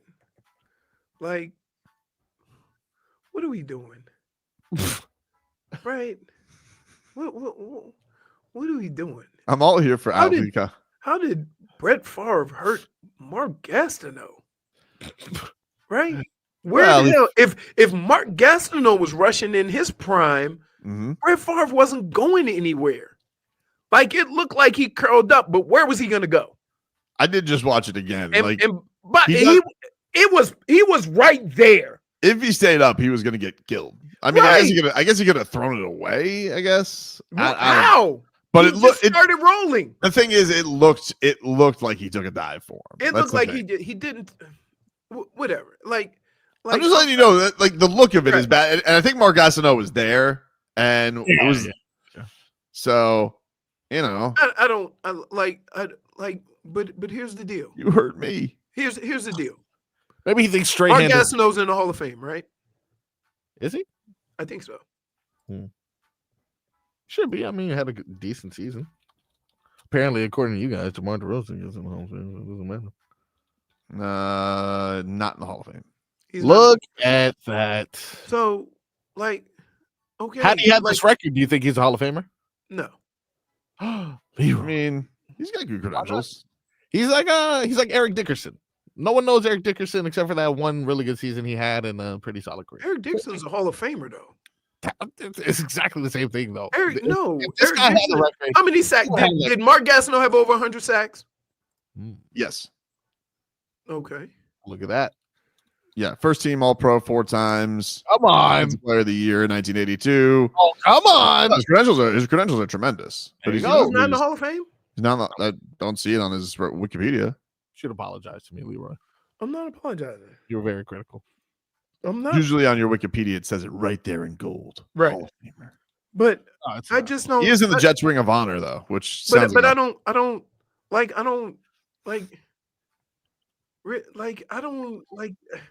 I'm having a hard time trying to figure out how Brett Favre hurt Mark Gastineau. You hurt me. That's when I'm having a hard time. Like, he almost makes it sound like Brett Favre said, "Ooh, I'm gonna screw over Mark Gastineau, give up this sack." Right? That's the way he made it sound. Do you want to hear his response by any chance that he released? I mean, he did kind of roll over, but it's he was avoid getting hit. That's true. Right. Okay, that's not rolling over. I mean, does he owe Mark Gastineau pain? Is basically what he's saying. Right. Because you look like you could hurt me. Right. You hurt me. You hurt me. It's a weird, it's a weird thing. It's a weird, I've never seen anything like that. Saying that was weird. You hurt me. In fact, I know a lot of players that would have kind of went at him jokingly, right? Yeah. Not making that big of a deal about it. Just go dive on the ground like that. that. Right, exactly. Like, that was more personal than I would imagine an interaction being between, two people, right? It's a weird, I don't know how to. That was weird. I can imagine the producers go confront him. Go. I don't know how to even consume that because I've never seen any interaction between players like that. I've never seen anything like that. Right. Not saying you you hurt me because you gave up a sack. His response on Twitter. Brett Favre's? Yes, Brett Favre took. Yeah, he had a whole. That's not the response we need to hear. We'll take a break. We'll give you Brett Favre's response, but we gotta go. We gotta take a break. We'll give it to your headlines because Brett Favre had a lot of tweets about this, and people had tweets about him. Take a break. Back after this. Afternoons in the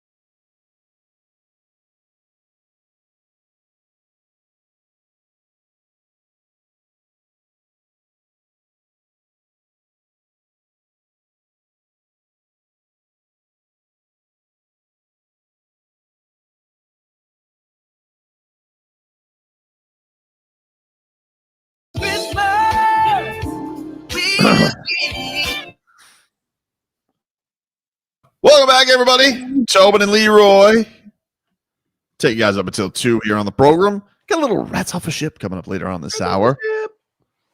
Miami Heat, they're back on the practice court today. They're back in action tomorrow. I'll be boots on the ground for that one. Heat and Raptors. You have Makeup game. Yep, you got to make up some games because they did not advance in the NBA Cup, which started up the quarterfinals last night. Get to your headlines. We'll give you those scores right here.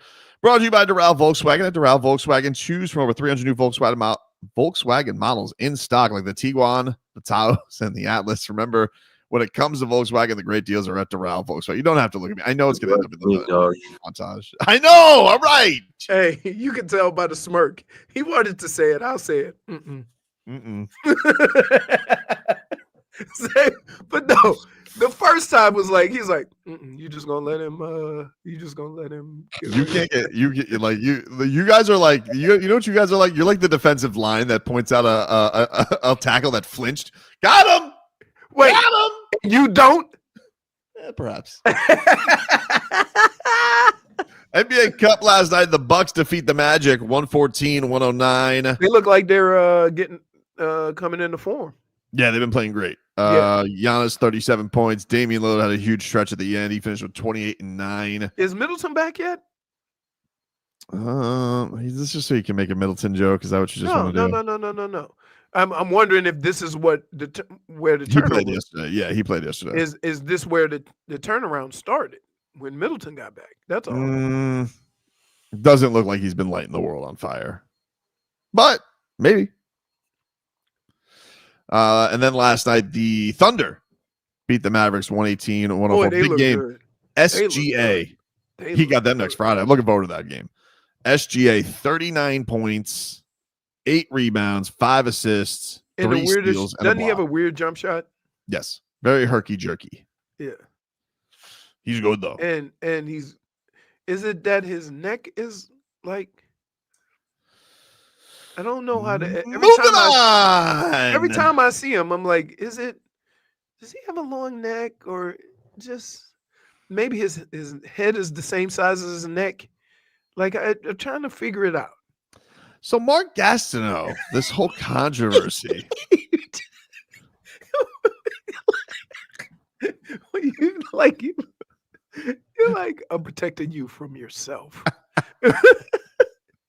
Oh, by the way, I should mention, just announced Defensive Player of the Week. Zach Sealer. Sealer it on up. Zach Sealer named your AFC Defensive Player of the Week. Offensive player was Jamar Chase. And Chiefs kicker, Matthew Wright. He was named Special Teams Player of the Week. So barely made the last kick. Barely made the kick. I don't remember what we got for that. I don't remember. You get like a watch or something? No. Maybe that's where I got all them damn Fox jackets. I don't know. Yeah. So congrats to Zach Sealer. So okay, here was the Brett Favre. Tweets. So Brett Favre, he said, "I want to clear the air on the footage released showing the small dust up between myself and Mark Gastineau. It wasn't really a dust up. The former New York Jet. So here's a thread. This needs a thread. You know, Brett, you're allowed to tweet long now. Anyway, back in 2002 when Michael Strahan sacked me at the end of the game that we had wrapped up, I was in no way trying to hurt Mark Gastineau. I was trying to close out a game, squeeze out the last bit of fun of a hard-fought game. I booted out of a run, thinking it would be wide open. I saw Strahan standing there and ducked down. The game was over. There was no need for me to do anything spectacular. Probably wasn't Michael's best sack or tackle for loss. In a different game or situation, I might have made a bigger effort to avoid the sack or the tackle for loss, but at no point was I thinking about hurting Mark Gastineau. Maybe it crossed my mind to help Strahan, but I didn't think it through. That wasn't my forte at the time. I just want to have fun and compete. In retrospect, I understand how Gastineau feels. We played a brutal game. Gastineau played during an era where guys didn't make generational wealth. Now I see now that being the sack king would elevate his value at card shows and strengthen his case for the Hall of Fame, increase his demand as a public speaker. I had no way of knowing it then, and I realize now the potential implications because football because football is far more business oriented than when him or I played. There was no malice on my part. Mark was a great player. My understanding is that he's a great guy and a fun teammate. And a while back, he saw me at a card show, got his frustration off his chest. It's not the kind of moment that should be filmed or released. It was a private moment of frustration between two old football time warriors. I have a great deal of respect for Mark. I hope one day he joins me in the Hall of Fame. He's earned it. Look at his numbers. He clipped 20 sacks twice and had 19 another year. He's definitely made an undeniable mark on the game. I hope this controversy brings attention to how great Mark Gastineau was. He belongs in Canton. Merry Christmas, everyone. Brett. Well said. Well said. Where's the money, Brett? Well, I'm sorry. Somebody had something to say about this. And really? somebody dust off his Twitter. Oh, God. That person was named Terrell Owens. Oh, man. T.O. He says, while you're clearing the air, clear the air on the misappropriation of the funds you were pocketing. Oh, T.O. Wow. Still hard. He's got his fastball on Twitter. Hey, but I don't think about this. You should be on TV. I don't think at the end of a football game, Brett Favre was thinking, because Green Bay won that game, right? Yes. Right. I believe so, yes. So why would he take unnecessary hit? It's the end of the game. And furthermore, you think that dude was thinking, I'm going to screw Mark Gastineau. You think he knew who was the sack leader?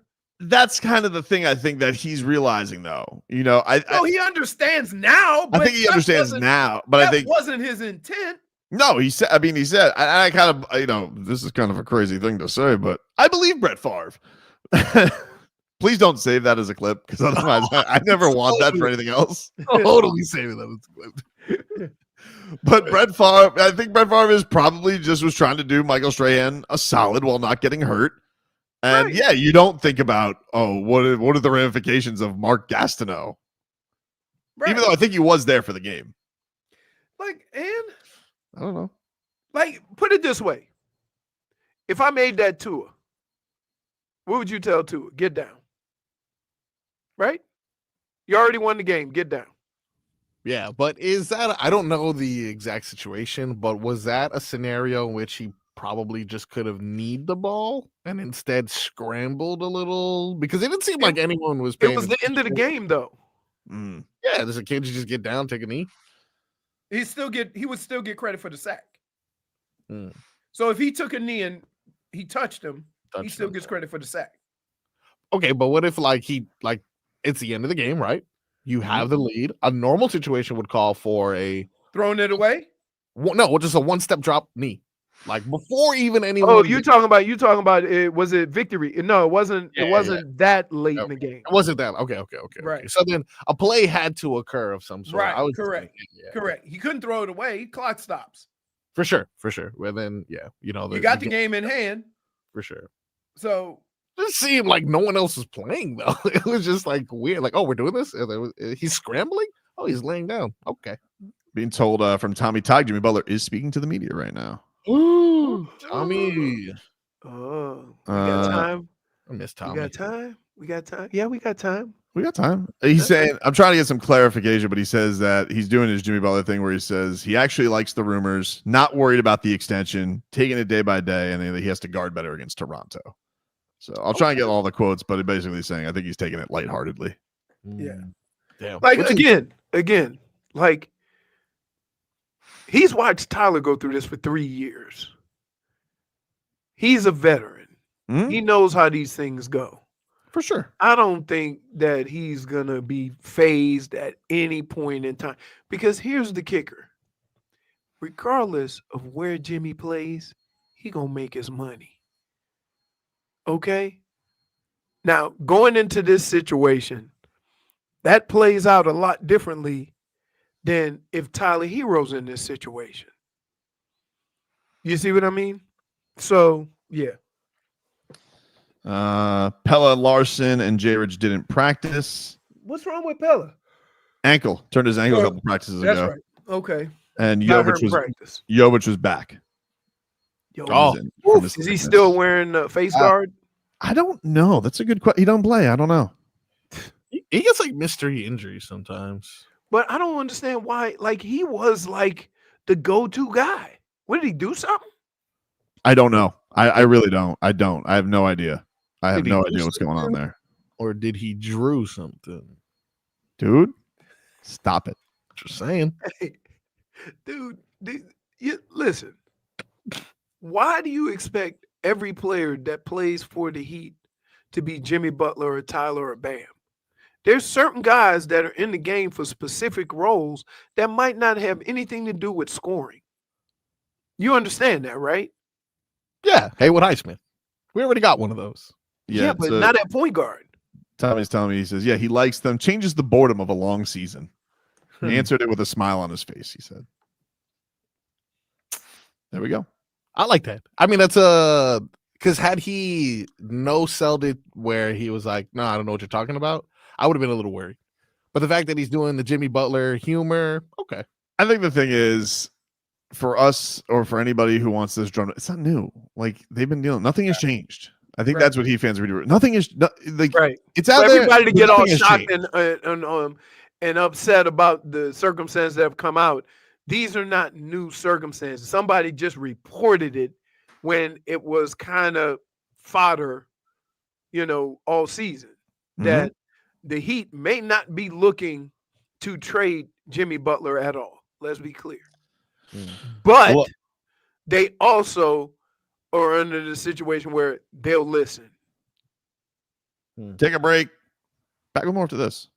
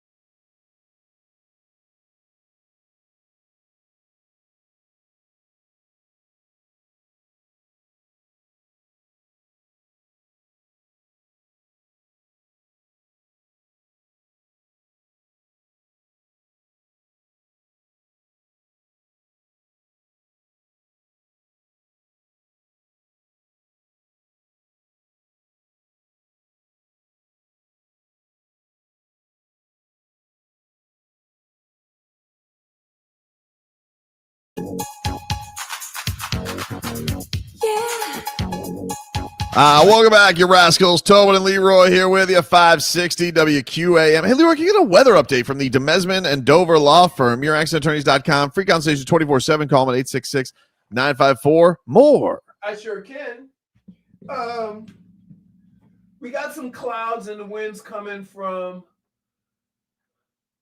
I want to say the west, maybe northwest. We got a front coming through here, so it's going to be a little cloudy, maybe a passing shower later on. It is quite warm out there. It's got to be almost 80 degrees.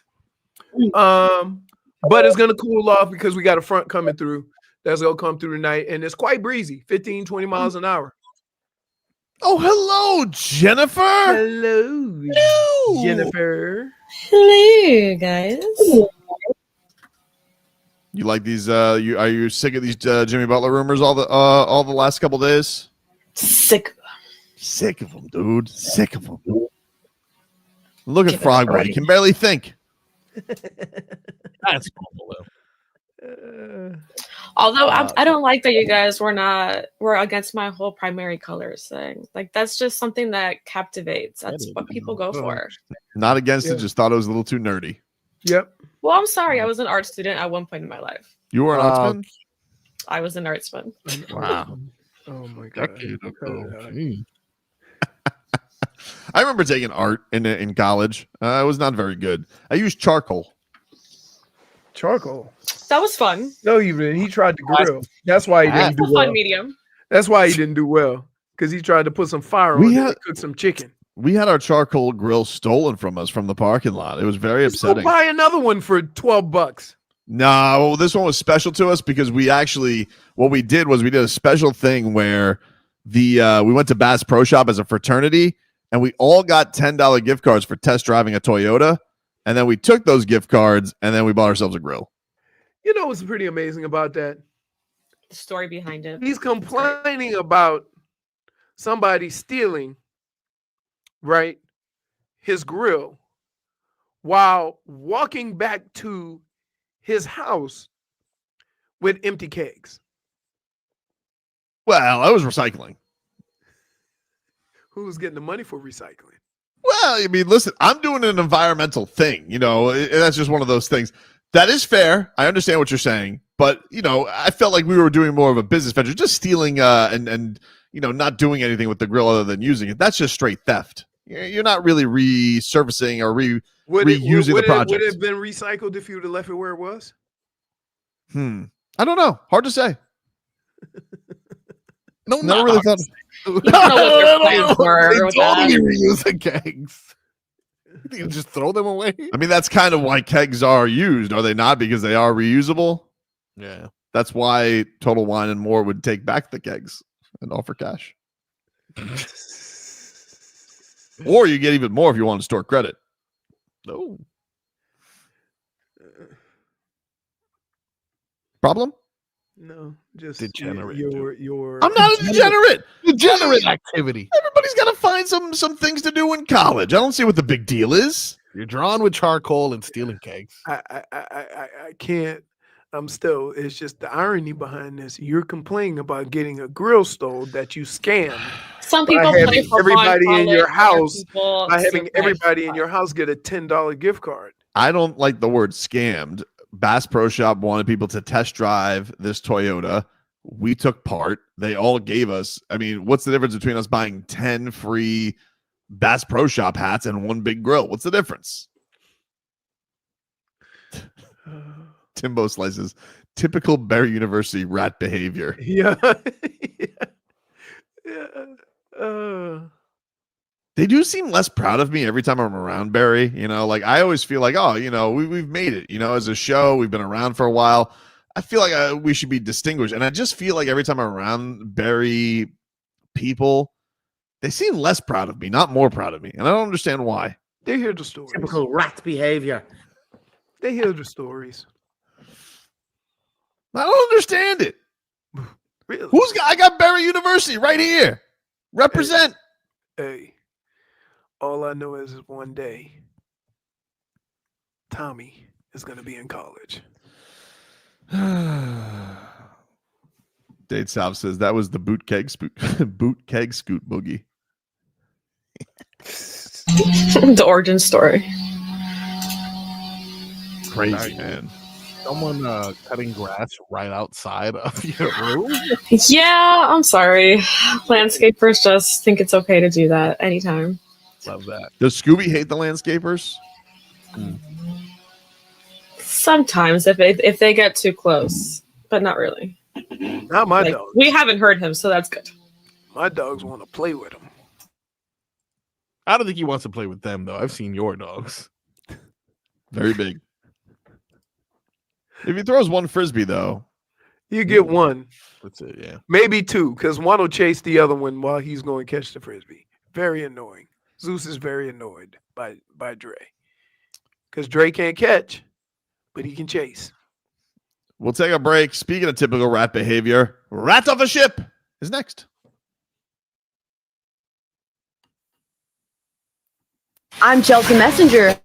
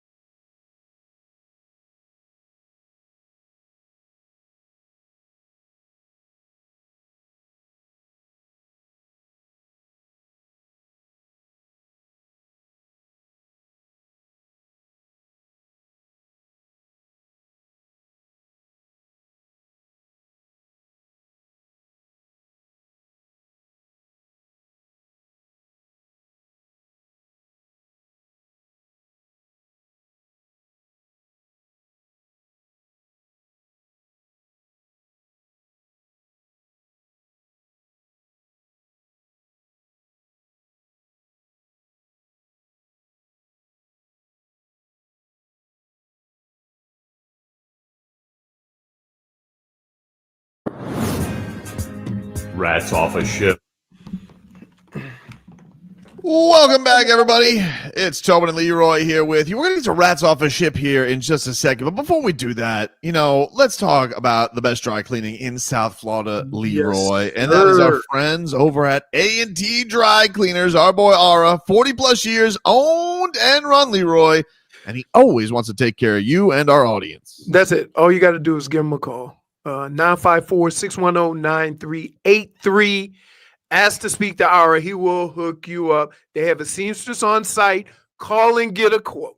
Whether it's the Christmas party you're getting ready for, the kids dance or something like that, all your formal events, just call Ira. He'll give you a quote.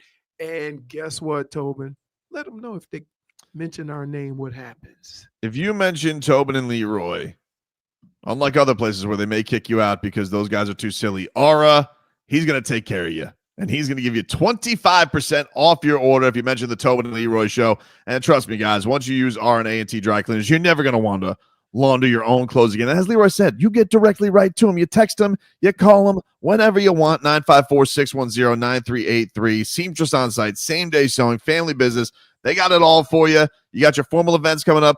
This is where you want to go before all those take place. They serve all of South Florida, Dade, Broward, and Southern Palm Beach counties. And you mentioned Tobin and Leroy, 25% off your order. Again, that number, 954-610-9383. That is A&T Dry Cleaners. Let us get to Rats Off a Ship here, Froggy.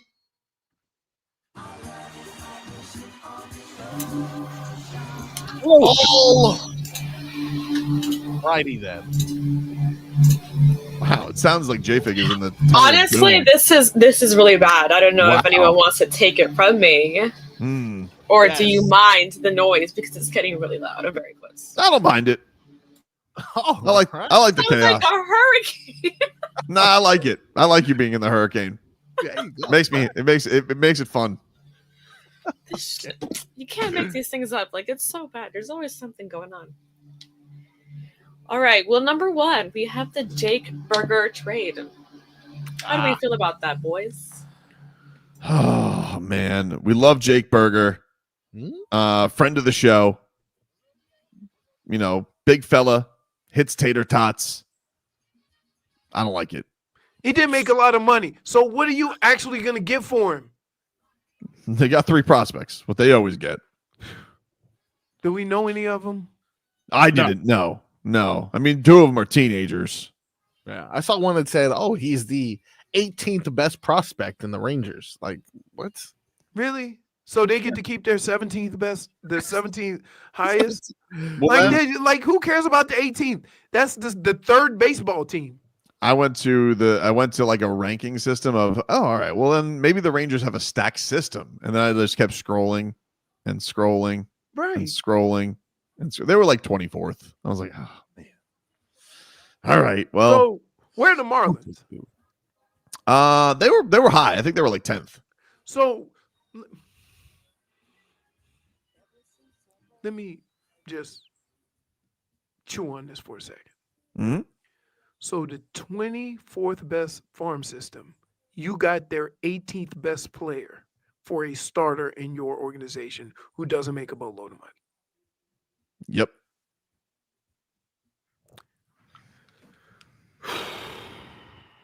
Yep.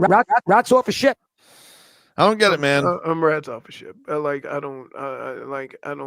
Rats off a ship. If you told me you were getting something, worthwhile, but why would I make a trade for somebody who has a worse farm system than mine?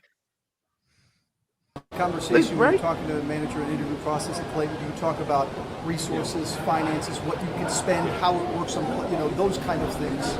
We have resources, and there are tens of millions of dollars going into the front office that you don't necessarily see. Nobody talks about it. Everybody talks about free agents, and this money has gone into. Oh, how dare us! How dare us want to watch players?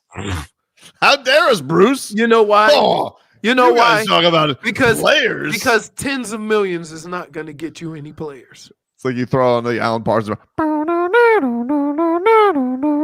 Now, doing some calculus up in the booth. the head of Baseball Solutions, Kyle Plunkett.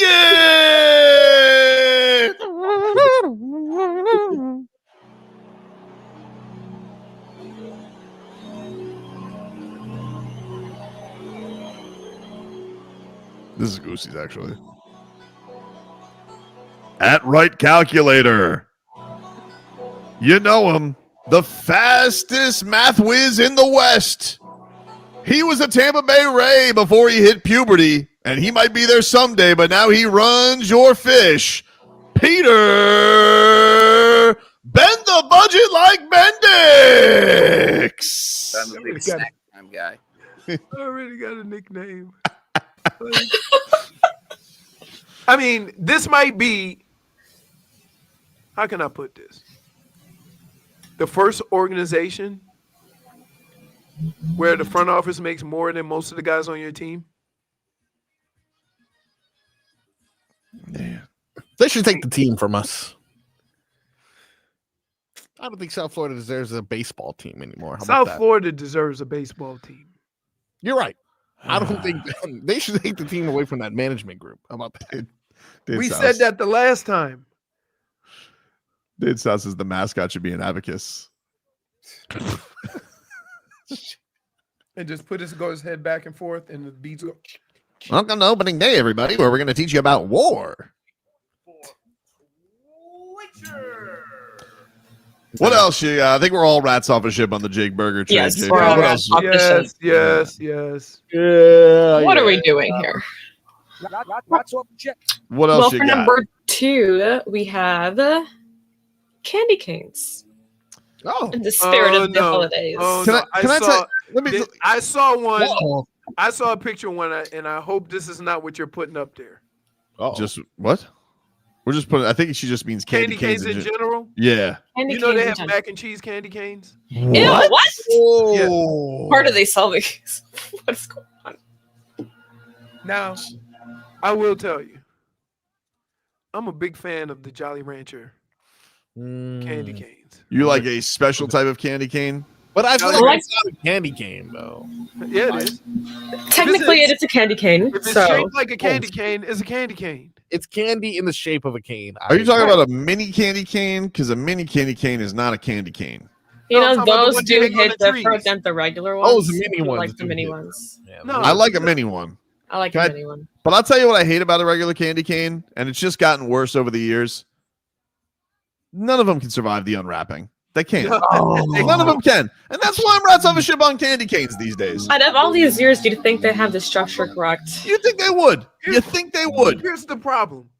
Why do we have to individually wrap in bubble wrap each individual cane? The plastic is so tight on that thing that it breaks. If you ever You wanted got to to peel it like a banana, Tobin. You got to peel like a banana, and you got to work but your you- way down. It's a very delicate process. But so. do you go candy cane upside down, long side to underside, right? Like that's how you typically would go, or do you go underside over the top? Like, do you have another method? Because I always feel like when I get to the bend, it's breaking. I do hook first. Oh, you do hook first? Yeah. I never tried that method. Maybe I should try that. I feel like it's easier to just get the other end instead of the hook. Right, it's easier to peel down, but then when you Whatever get to the side bottom- opens quicker because it's just difficult. Got Jeff Gordon. the Daytona 500. What is Stephan Ross expanding F1 to your backyard? Someone is revving their engine. No wonder like I keep getting deja vu or something. It's the JFig 500. Anyway, I'm rats off a ship on candy canes simply for the wrapping. They are delicious, but I can't take it. Leroy? I'm not rats off a ship on candy canes. I don't like. They're not a must-have, but I like the new not just the mint candy canes. I like all the other flavors. Like everybody's coming out with one. I like Jolly Rancher. They're delicious. I kind of like the Oreo ones too. What? Oreo. Yeah. Just make anything. Any candy can now be any type of flavor. I don't know. I like it. He likes it. Froggy? Jeff Gordon. Jet engine now. This is now with jet engine. You know what? I'm gonna just mute myself the entire time. Please stop. It has increased now to a jet engine. It's getting closer.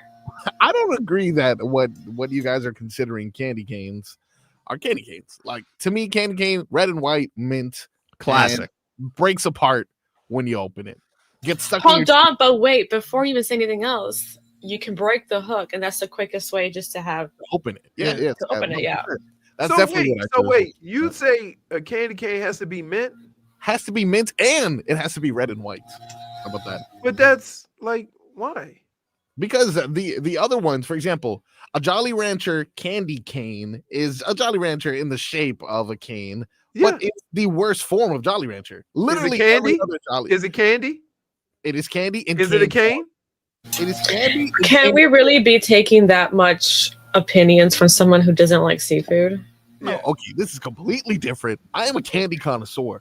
I must He is admit, a candy connoisseur. I dropped the #1 candy list on this side of the Mississippi last year. People are still talking about it. Yeah, most people. And then the Oreo candy cane. Well, what is that? What is that's Jennifer, I got to tell you, that's crap. I don't know. I guess I like the fact that it just reminds me of it. Chocolate. I don't know. Yeah, pizza. I don't know. Is it minty in chocolate? Or I think so. I haven't had that in a long time. Come on, she doesn't even know what she's advocating for. I'm not rats off a ship, okay? I'm rats off a ship. Wow. Rats off a ship. What else we got, J Fig? The Dolphins rushing for 100 yards again this season. Wow. Will it happen again this season? Oof. Yes. Oof. Houston, San Francisco, New York Jets. Houston, San Francisco, Cleveland. How's Cleveland's run defense? Pretty good. Pretty good. They got a they got a decent defense. They still got that Myles Garrett. Oh yeah. Scary. They don't have on the other side though. He went to where is he now? He's in Detroit. Oh, the Lions guy. Yeah, I remember that. Yeah. I'm not rats off a ship. I feel like I still feel like they got it in them. Although this has been very frustrating. Right. But I feel like they still got it in them.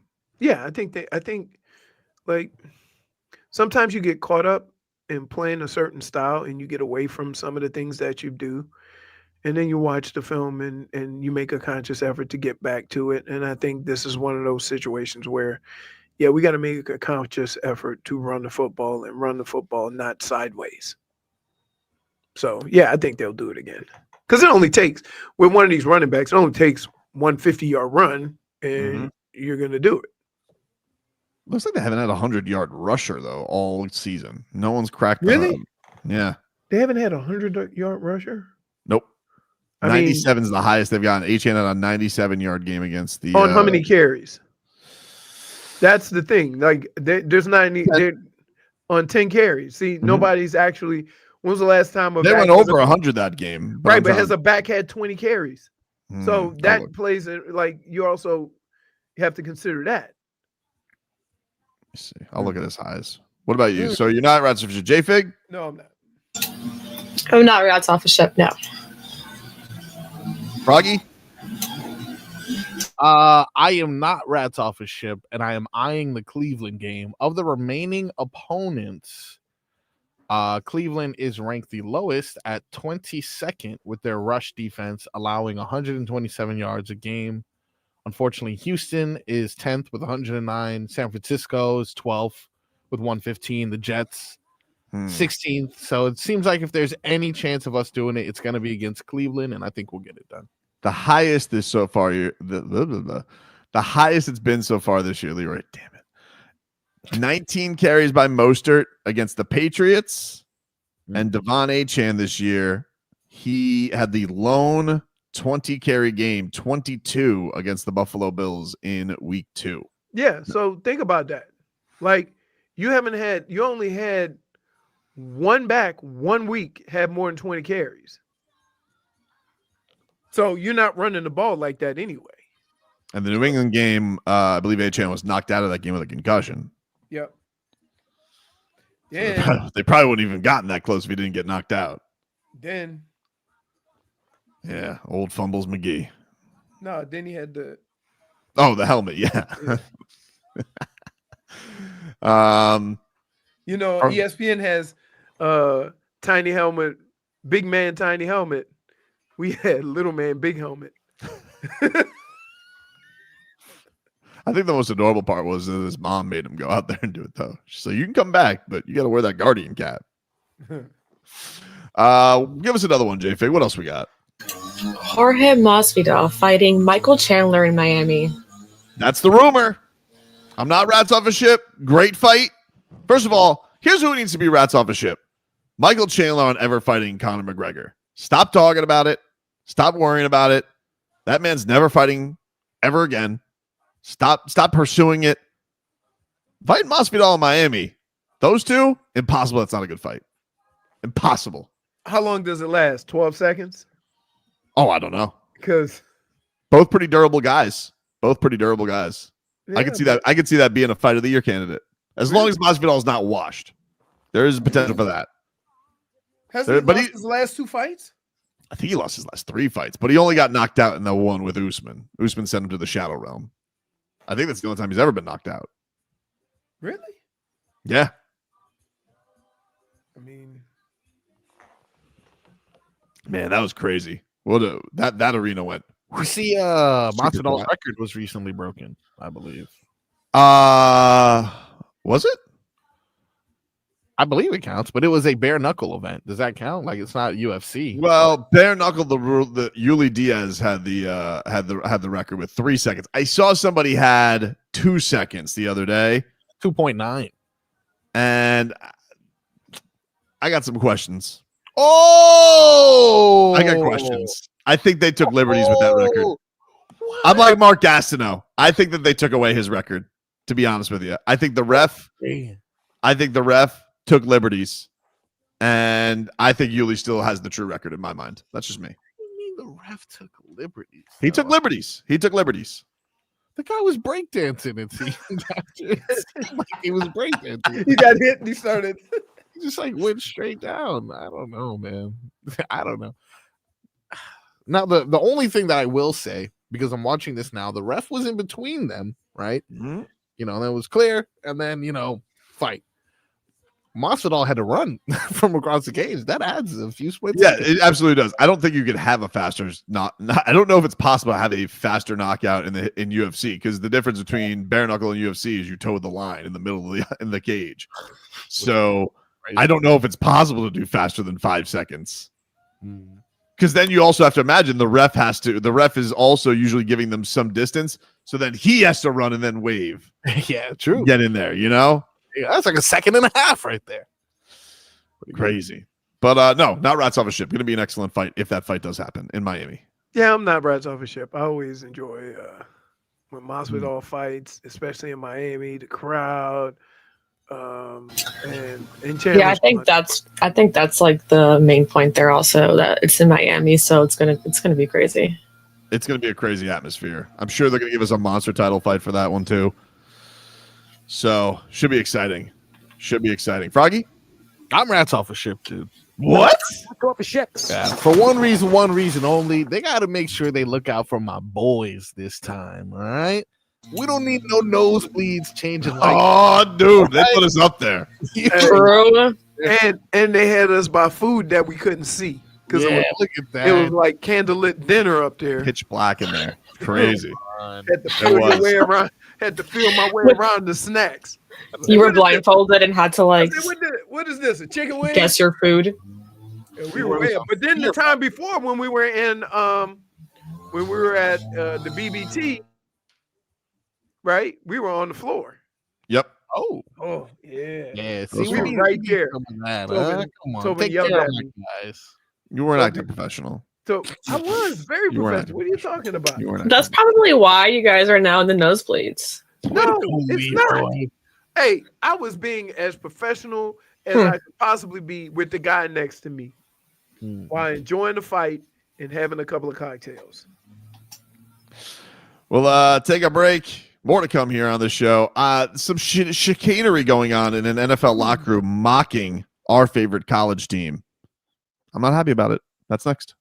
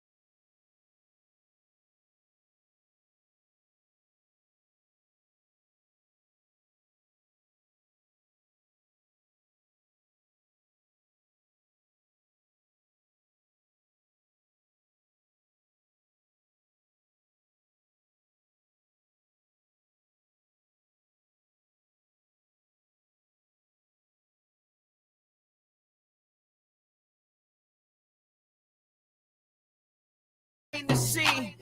I go by the name of Jermaine Dupri. Dope man. And I think they like me. Oh, I think they like me. Welcome back, everybody. Tobin and Leroy here with you, 560 WQAM. Let's get the headlines here. Brought to you by Doral Volkswagen. At Doral Volkswagen, choose from over 300 new Volkswagen models in stock, like the Tiguan, the Taos, and the Atlas. Remember, when it comes to Volkswagen, the great deals are at Doral Volkswagen. I don't like this. I don't like this. What don't you like? So there has been a crossing of the line in an NFL locker room, okay? And I'm not talking about the Philadelphia Eagles, who are the grumpiest 11-2 team you'll ever meet. Crazy, isn't it? Yep. Jared Verse, who's having a tremendous year for the LA Rams, of course, played for the Florida State Seminoles. But he took it too far because he left in former Miami Hurricane safety Kamren Kinchens' locker a tower of Pop Tarts. Morning, Cam. Morning, Cam. Pop Tart boy, man. Y'all boys about to go stupid in there, boy. Y'all boys about to go stupid in the Pop Tart bowl, man. Y'all boys about to go dumb out there. I don't like it. I don't like it, and I don't like it. Ooh, that's rough. That's rough. Stop it. It's not funny. Hey. How do you even respond to that? You can't respond. You can't do nothing. You got to eat it. What if you stack empty bowls in front of his locker because they didn't make anything? Ooh. Well, yeah. What do you? He's like, oh, sorry. What did I do? Spray painted parts in there. Jared Verse from the Seminole. He played on the Seminoles last year. Yeah.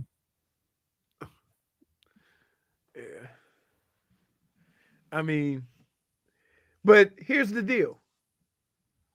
One went to Florida State, one went to Miami. That's expected. Yeah. So you laugh at it, but it's expected. I don't like it. It's funny. I mean, it's come on. You got sometimes, like even when I tell you, even sometimes you get me and I say, you know what? That's a good one. That's a good one. You got it. Morning, Cam. You know something's up. Morning, when you say morning, Cam.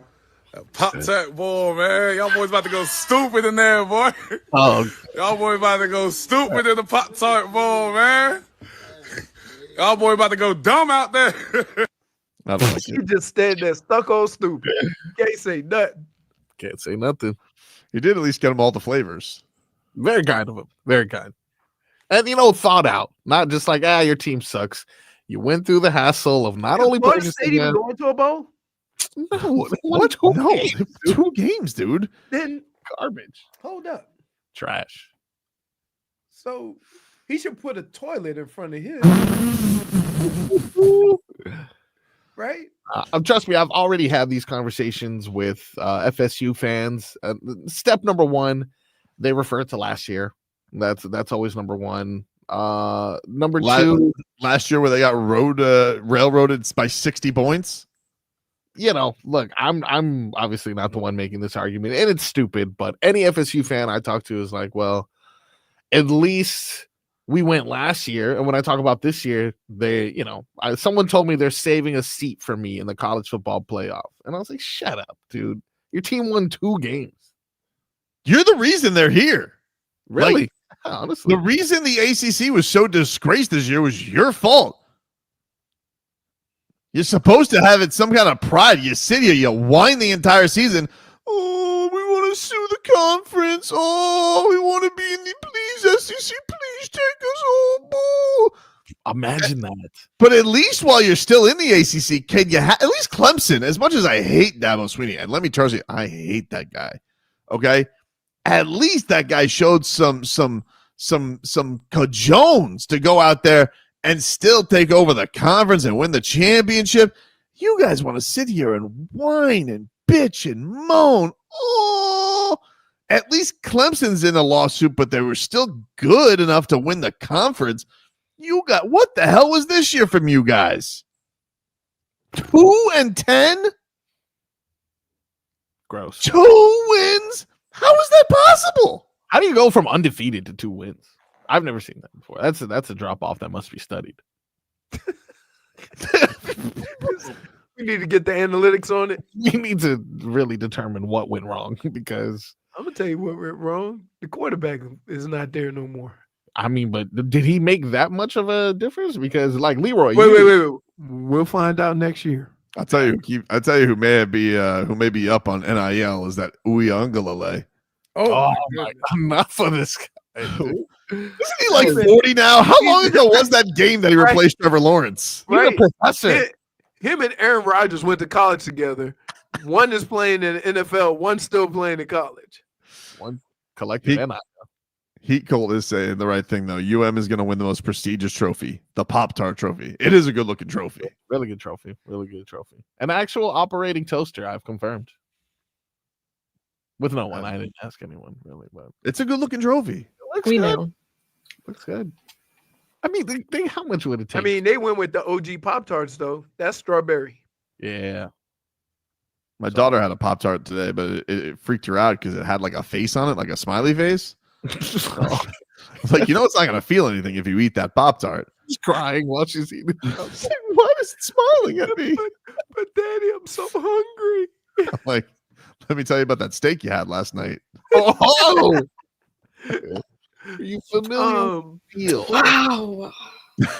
So I'm still the best flavor in the world. Cinnamon bun. Oh. Is the best flavor. I gotta try that. I will fight anyone. Cinnamon bun or cinnamon roll is delicious. I don't think I've ever toasted a Pop Tart. What?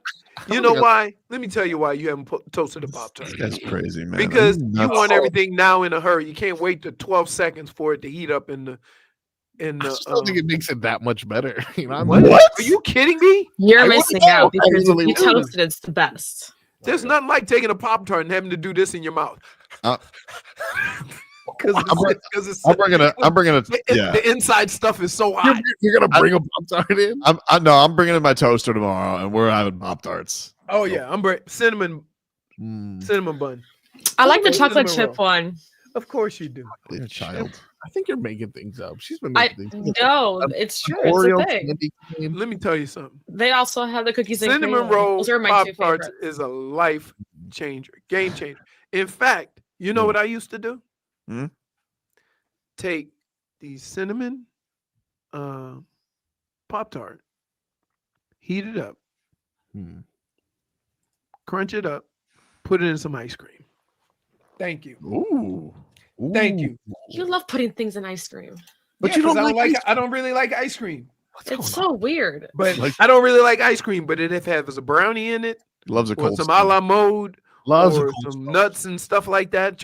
He just likes the song they sing. Leroy definitely seems like the type of guy that loves it. He's definitely going to Cold Stone, and as it's on the conveyor belt, he goes, sprinkle a little bit more of that in there. You know what? He goes, He's hovering over the glass. I wasn't feeling the chocolate chunks, but throw those in there too. He's not even denying it because he knows. No. I get the same ice cream every time. So Founder's favorite. Founder's favorite, right? They had this new one, cinnamon something, but they put the cinnamon in there and it got hard. It gets hard, so you have rocks in your ice cream. So I'm all for that. But Founder's favorite, oh my goodness, it got a nice mix of everything: your chocolates, your nuts, your chocolate sauce. Oh, but he doesn't like ice cream though. I don't, dude. I bought here. Think about this. I got a quart 4 weeks ago, and I still haven't finished it. Not like, like I might have a couple of spoons here and there, right? Now, I will say this. If some brownies come in the house, then I got to heat up the brownies and put the ice cream on the top. But I'm not just going to go to the freezer and say I want some ice cream. Ice cream. You like ice cream. No, I like ice cream with stuff. No, because you also like moose tracks. a la mode, because guess what?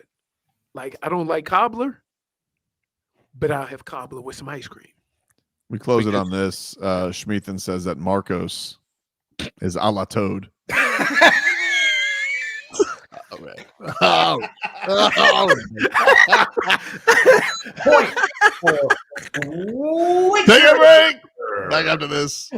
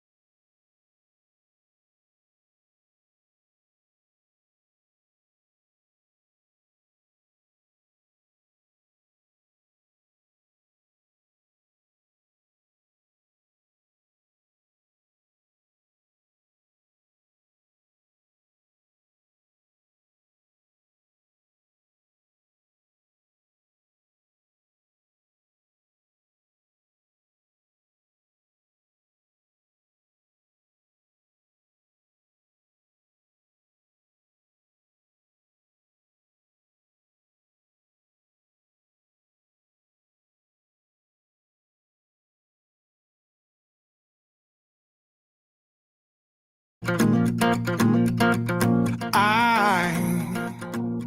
let you drive around my mind. Welcome back, everybody. Tobin and Leroy here with you, 560 WQAM. Take you guys up until 2 here on the program. Hope everybody's having a fantastic day out there today. We're streaming live on YouTube and Twitch, Miami 560 WQAM. And also streaming live on the Odyssey app, AUDACY. All right, so we got some of the quotes here from the Jimmy Butler interview today with Ira Winderman. And this was on the trade speculation, Leroy. That was today. We told you there was a little bit where he said, I like it. You know, we got some of the quotes as they were having them, but this is the actual, some of the back and forth. He said, I actually like it. It's good to be talked about. I don't think there's such thing as bad publicity to a point, but if somebody's talking about me getting traded, that's a lot. It's fine with me. It doesn't bother me, not one bit, and I do appreciate it. I appreciate going out there and hooping. I appreciate being efficient, being effective, and helping my team win. I don't ever want to take playing basketball for anybody for granted. And then when he was asked a follow-up to that answer about where he stands in terms of a potential long-term future with the Heat, he responded, quote, who knows? And then he also was asked, Ira writes, asked pointedly if Miami remains where he wants to be with Heat president Pat Riley last May, putting aside the talk of a Butler extension. The former All-Star said Wednesday, quote, I don't know. I'm pretty sure y'all are going to get a report that's going to say otherwise anyways, so there's no sense in me answering that question.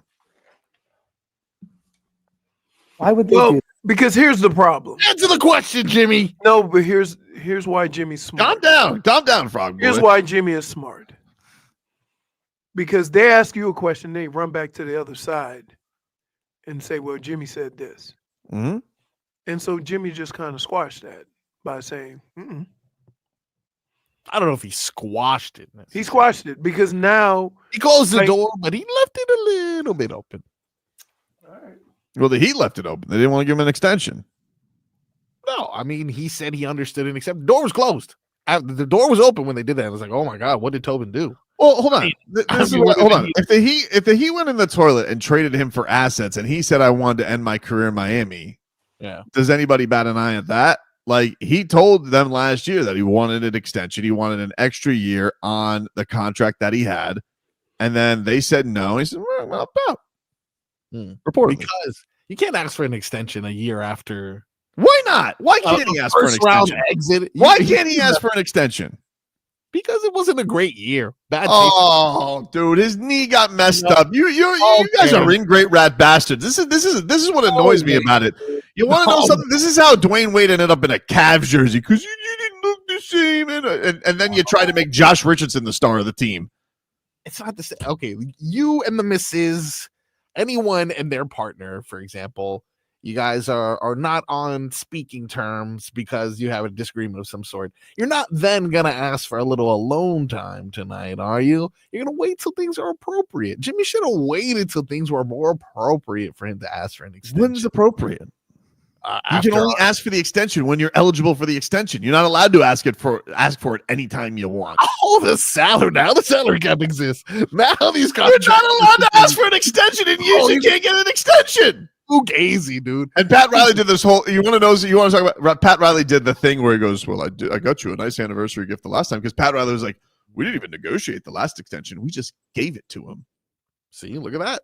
Look at that. So they've already done right. Listen, have they? I don't think. Here's what I think. This got him Terry Rozier last year. Here's what I think of this whole situation. Not the best. Everybody's options are out there, right? Because guess what? At the end of the day, Jimmy could opt out and then give him a 2-year deal, and everybody would be happy. That's all he wanted in the first place. Okay. Always want more, Jimmy. But I would say this. I understand how the Heat could have some reservations based on Jimmy's availability.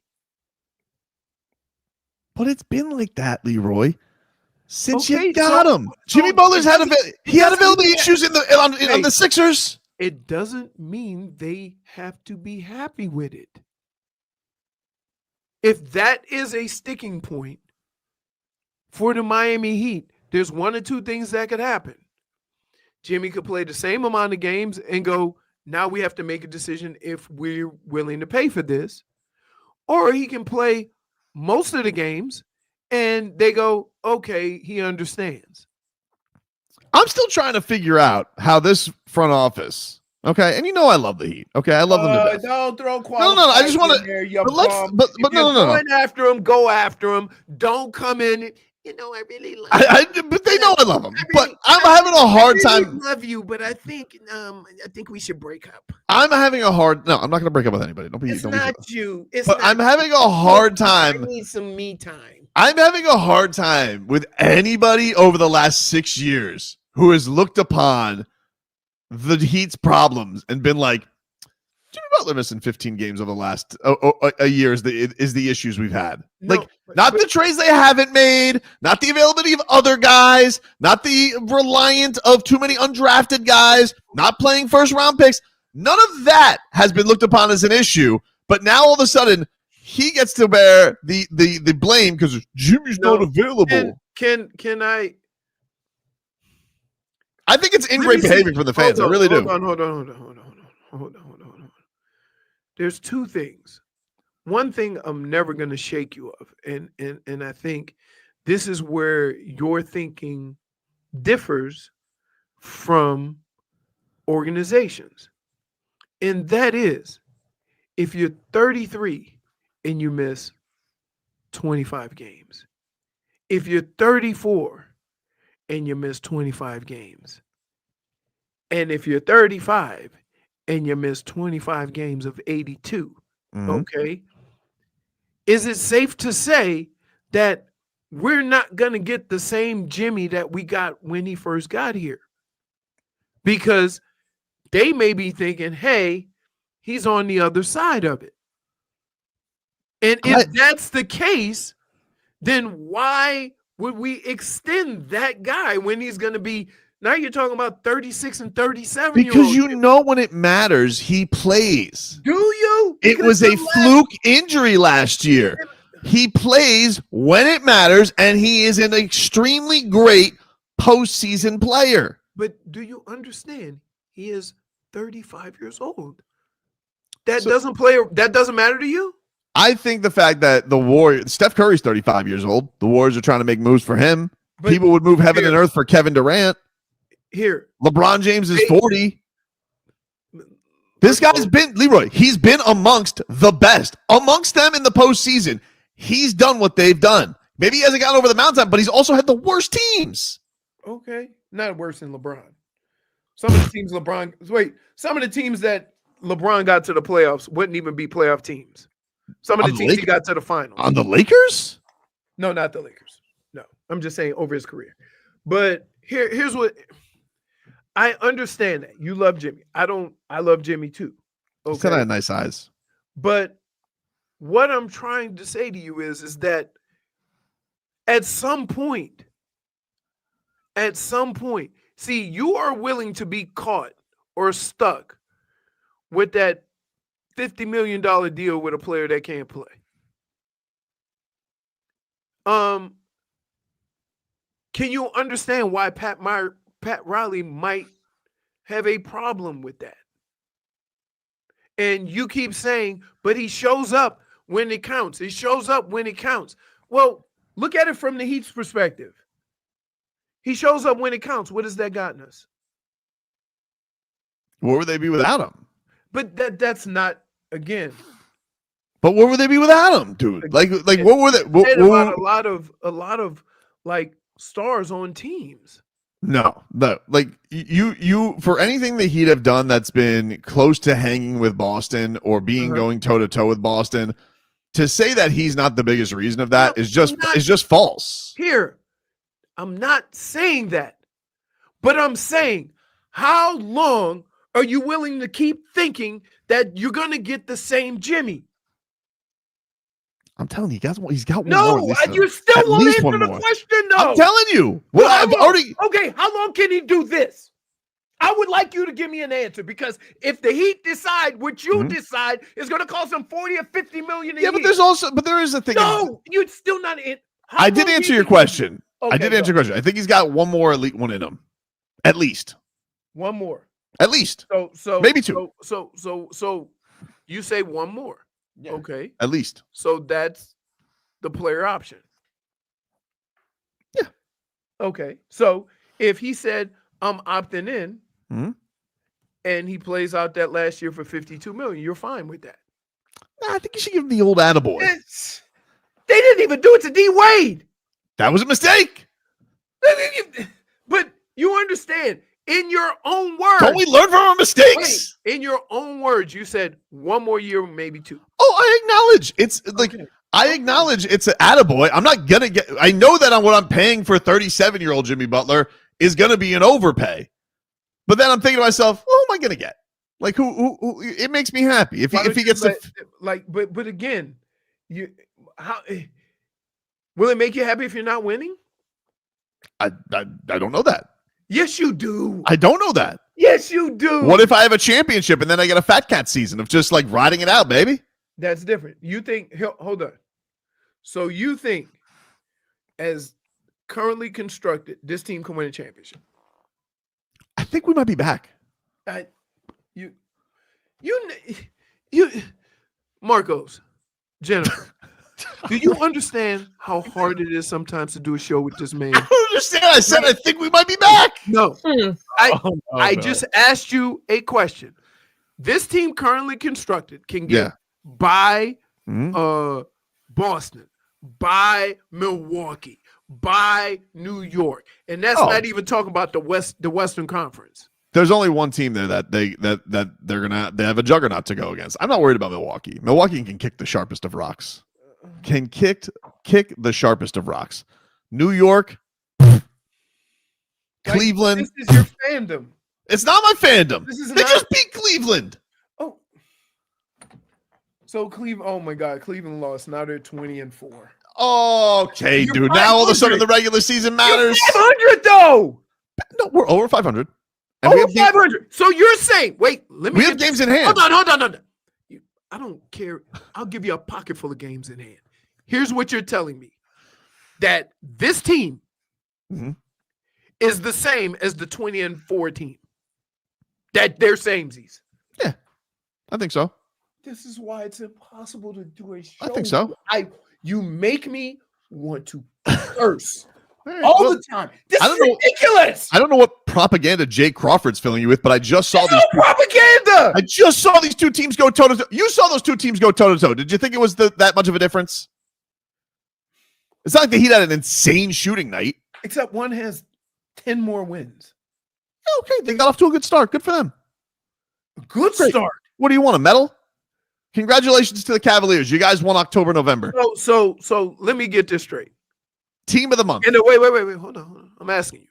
As currently constructed, you believe in a 7-game series, the Heat could beat Boston, New York, Milwaukee, and or Cleveland? I think we need another move to beat Boston. But you think the other teams, don't worry about them. In a 7-game series. Not worried. They don't have my respect. But it's not a matter. I'm giving you my opinion. Why are you getting mad at it? Because you think the Heat are thinking like you? I think Spo is. Spo has, did you hear Spo the other day?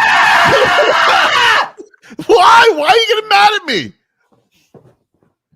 You got Spo, Froggy, that other comment that he had? Because I was like, oh, he sees something. He's locked in. He's gonna do that. He's been saying, dude, I'm telling you, there's something about the way he's talking. 31, and he said, I see something. I think he sees something, though. I think he sees what I see.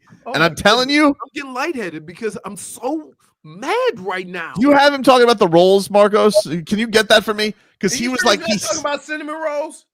Dude, I don't think so. He's got that look in him. He's got that look in him, and I think we may be back. That's all I'm trying to tell you. And you keep dismissing me. First of all, we have games in hand, okay? Everybody else has played like 4 more games than us. I don't know why. We have games in hand, okay? You're 500, so is it safe to say you're going to go 2-2 in those games? We're not 500. Please stop saying that. We're 2 games over 500, okay? Okay, so please stop saying that. And we've won our last 3. We're 3-0 in our last 3. And so what I would like you to do is please stop saying that. Best record in the NBA last 3. That's true. And we have the player of the week. I mean, if you want to give out half season awards like you do for Cleveland, because I didn't give. What are you talking? Hang a banner. They're 20-4. Should I not say anything? Hang a banner. Oh my goodness. The fall champions. It's like Inter Miami. Look at our regular season shield. Bounced in the first round. Here's Spo. Listen to this and tell me this isn't a guy locked in. And along those lines, too, I don't want to talk about anybody's touches, shot attempts, their role. You know what the role is? Whatever the role has been the last 3 games. That's what it is. That's what I want everybody focusing on and see if we can continue that. How about that? How about that? No more talking. That may have been a message at me. No more talk about roles, shots. Understand that you make it easy for people to hate you. This nonsense. So you're saying, as currently constructed, this team can win the East? I think based on what you've seen so far. I think that Boston still got our number right now. We got to make a move. So you're saying right now, regardless of record, Mm-hmm. regardless of record, you're the second best team in the East. I think so. And you think over the next 3 months or 4 months, Miami's going to end up, as currently constructed, second in the East. Best net rating in the league right now? I don't give a rat's ass about net rating. Why not? All I care about is wins. So you're telling me right now that this is the second best team in the East? Best net rating right now is the Heat starting lineup, top 10 offense. It took a little while, okay? Why is Milwaukee allowed to have a slow start? We weren't allowed to have a slow start. I didn't say that. Why is that the case? Wait, I never questioned how good the Heat are. I haven't questioned like how good they looked the last week. I'm not. I didn't say it was fool's gold. I didn't say any of that, right? You are the reason why any type of common sense I try to make of these situations seem like what you're making them to look like. Okay? I have asked a question. And all you've given me is not wins and losses, but net rating and this and why did Milwaukee. You're telling me right now. Yeah. The Miami Heat are the second best team in the Eastern Conference. If it's not Miami, it might be Orlando. Healthy. Orlando's got me on notice. I think Orlando's got something. So I didn't even mention that. I didn't even mention Orlando. Of course you didn't. Right? So you don't give them the respect they deserve. So you're saying that between Boston, the Cavs, please stop saying the Bucks, New York, and Orlando, the only team that you need to worry about is Boston? Yes. Because you would dominate all the other teams. Magic's going to take 6. But everybody else, Heat and 5. Of course. What else did you expect? I think we may be back. Why did I do this to myself? I don't. Not me. You're the one who brought it up. I don't. And then you say that and you don't want to be a grown up. This, like, there has to be people in the chat that just feel sorry for me, right? I don't know. Because this is ridiculous. Wait, let's be clear. Where are they currently in the Eastern Conference standings? Where are they currently? The Heat. I believe they're 6th. 5th. Oh. But like a game back, but in the loss column, like a game back of 3. Because we have games in hand. We're right there. Dude. Games in hand, you could also lose and fall farther back. Totally fair. But you also and they've only won 3 straight once this year. Right, but we have the So how many games in hand do you have? I think 3. So you're just assuming they're gonna win those 3 games. I think the Heat are about to rattle some off. Yeah. We got the Raptors on Thursday. Then we got practice. Then we got another practice. We're going to win those practices. Then we got a game against the Pistons. Okay. Then we got some practice. Then some more practice. Then we got the Thunder. Measuring stick game. We've been passing those tests. Win those You're right. practices.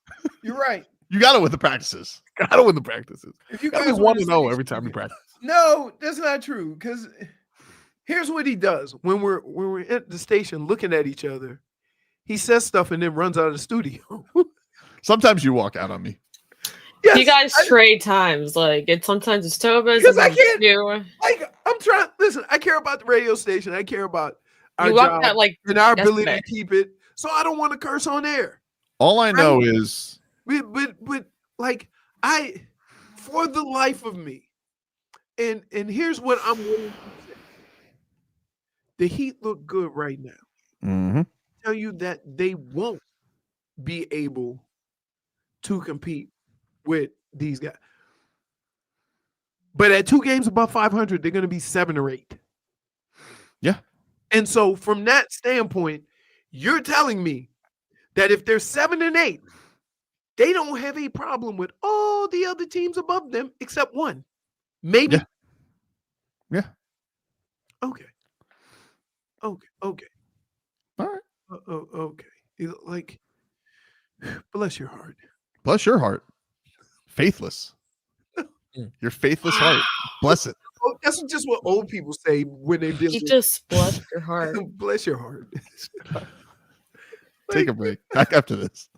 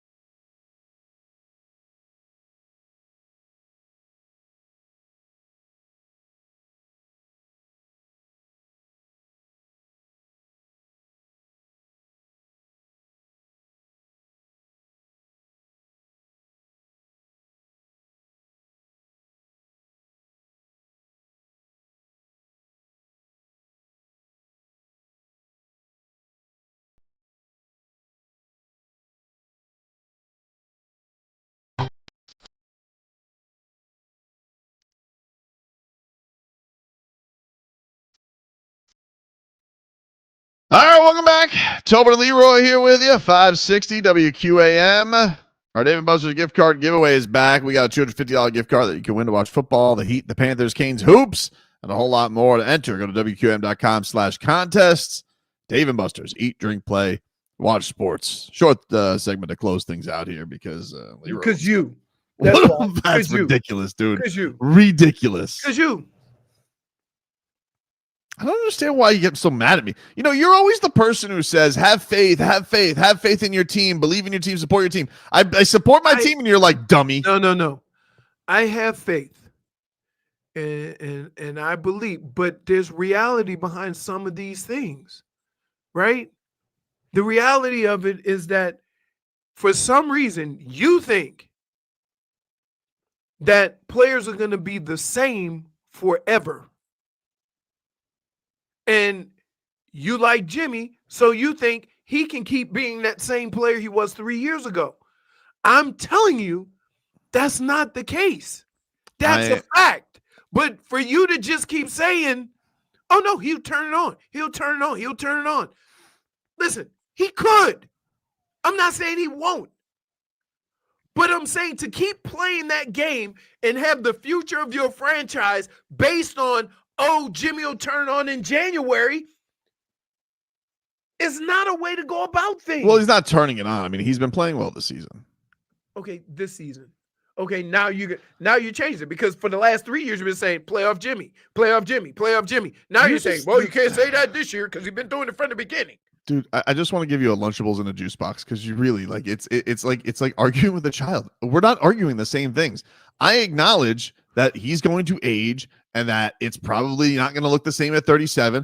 But I'm the guy. I think you should. I don't think you should make the same D Wade mistake. I think you should do right by him. These contracts are crazy. Okay, like, can I ask you a question? This is an honest question. Sure. If because of that, your team is terrible, would you be mad at Pat Riley and say Pat Riley's not doing his job because his job is to keep a team out there that can compete every year? No, I would have been mad at Pat Riley. Been like, how could you guys get foisted into giving up a first-round pick for Terry Rozier? No. Hold on, dude. No, that's the world we live in. There you go. There you go. There you go. That is Tobin in a nutshell. What do you mean, dude? Tobin in a nutshell. I asked him a question, and he answered it with his own answer to a question I didn't ask. I said no to your question, comma, I will be mad at him for trading a first-round pick for Terry Rozier. I think I answered your question, and then I answered another question. That I didn't ask. Tobin in a nutshell. Tobin power. Okay. What? Ninja Turtles. I kind of feel like giving you a -1. All right. Fair enough. Crowd has spoken. -1. I don't want to give him -1. I want to choke him. Well, we got to go. The show's over. Tomorrow. I'll see you tomorrow, buddy. Yeah. Okay. Maybe if you bring him a Pop Tart, he'll be happier. No, I'm bringing my own Pop Tarts. I don't trust you guys to bring the Pop Tarts that are worth eating. I'm bringing a toaster. Okay, I'm bringing my Pop Tart too. Cinnamon roll Pop Tarts. You probably like mint chocolate chip Pop Tart. Who? You. Me. I'll give it a whirl. No. Cinnamon roll Pop Tart is the best. You mad at me? Frog Boy doesn't need a Pop Tart. He doesn't need a toaster, I mean. Yeah, I just kind of take them in my bag. You know? I just got word that the Heat won today's practice. And don't bring a Pop Tart and put it in front of me without frosting. We will no longer be friends. Yeah, that's Jay Fig and those chocolate chip ones. Yeah, Delicious. No, they're not. Delicious. You know what it is? It's just a And damn the cookies cookie. and cream. No, they're good. Talk to you guys tomorrow. But if you didn't say it, if you wait. Spo has, did you hear Spo the other day? I believe Brett Favre. Hope you mother have a good day.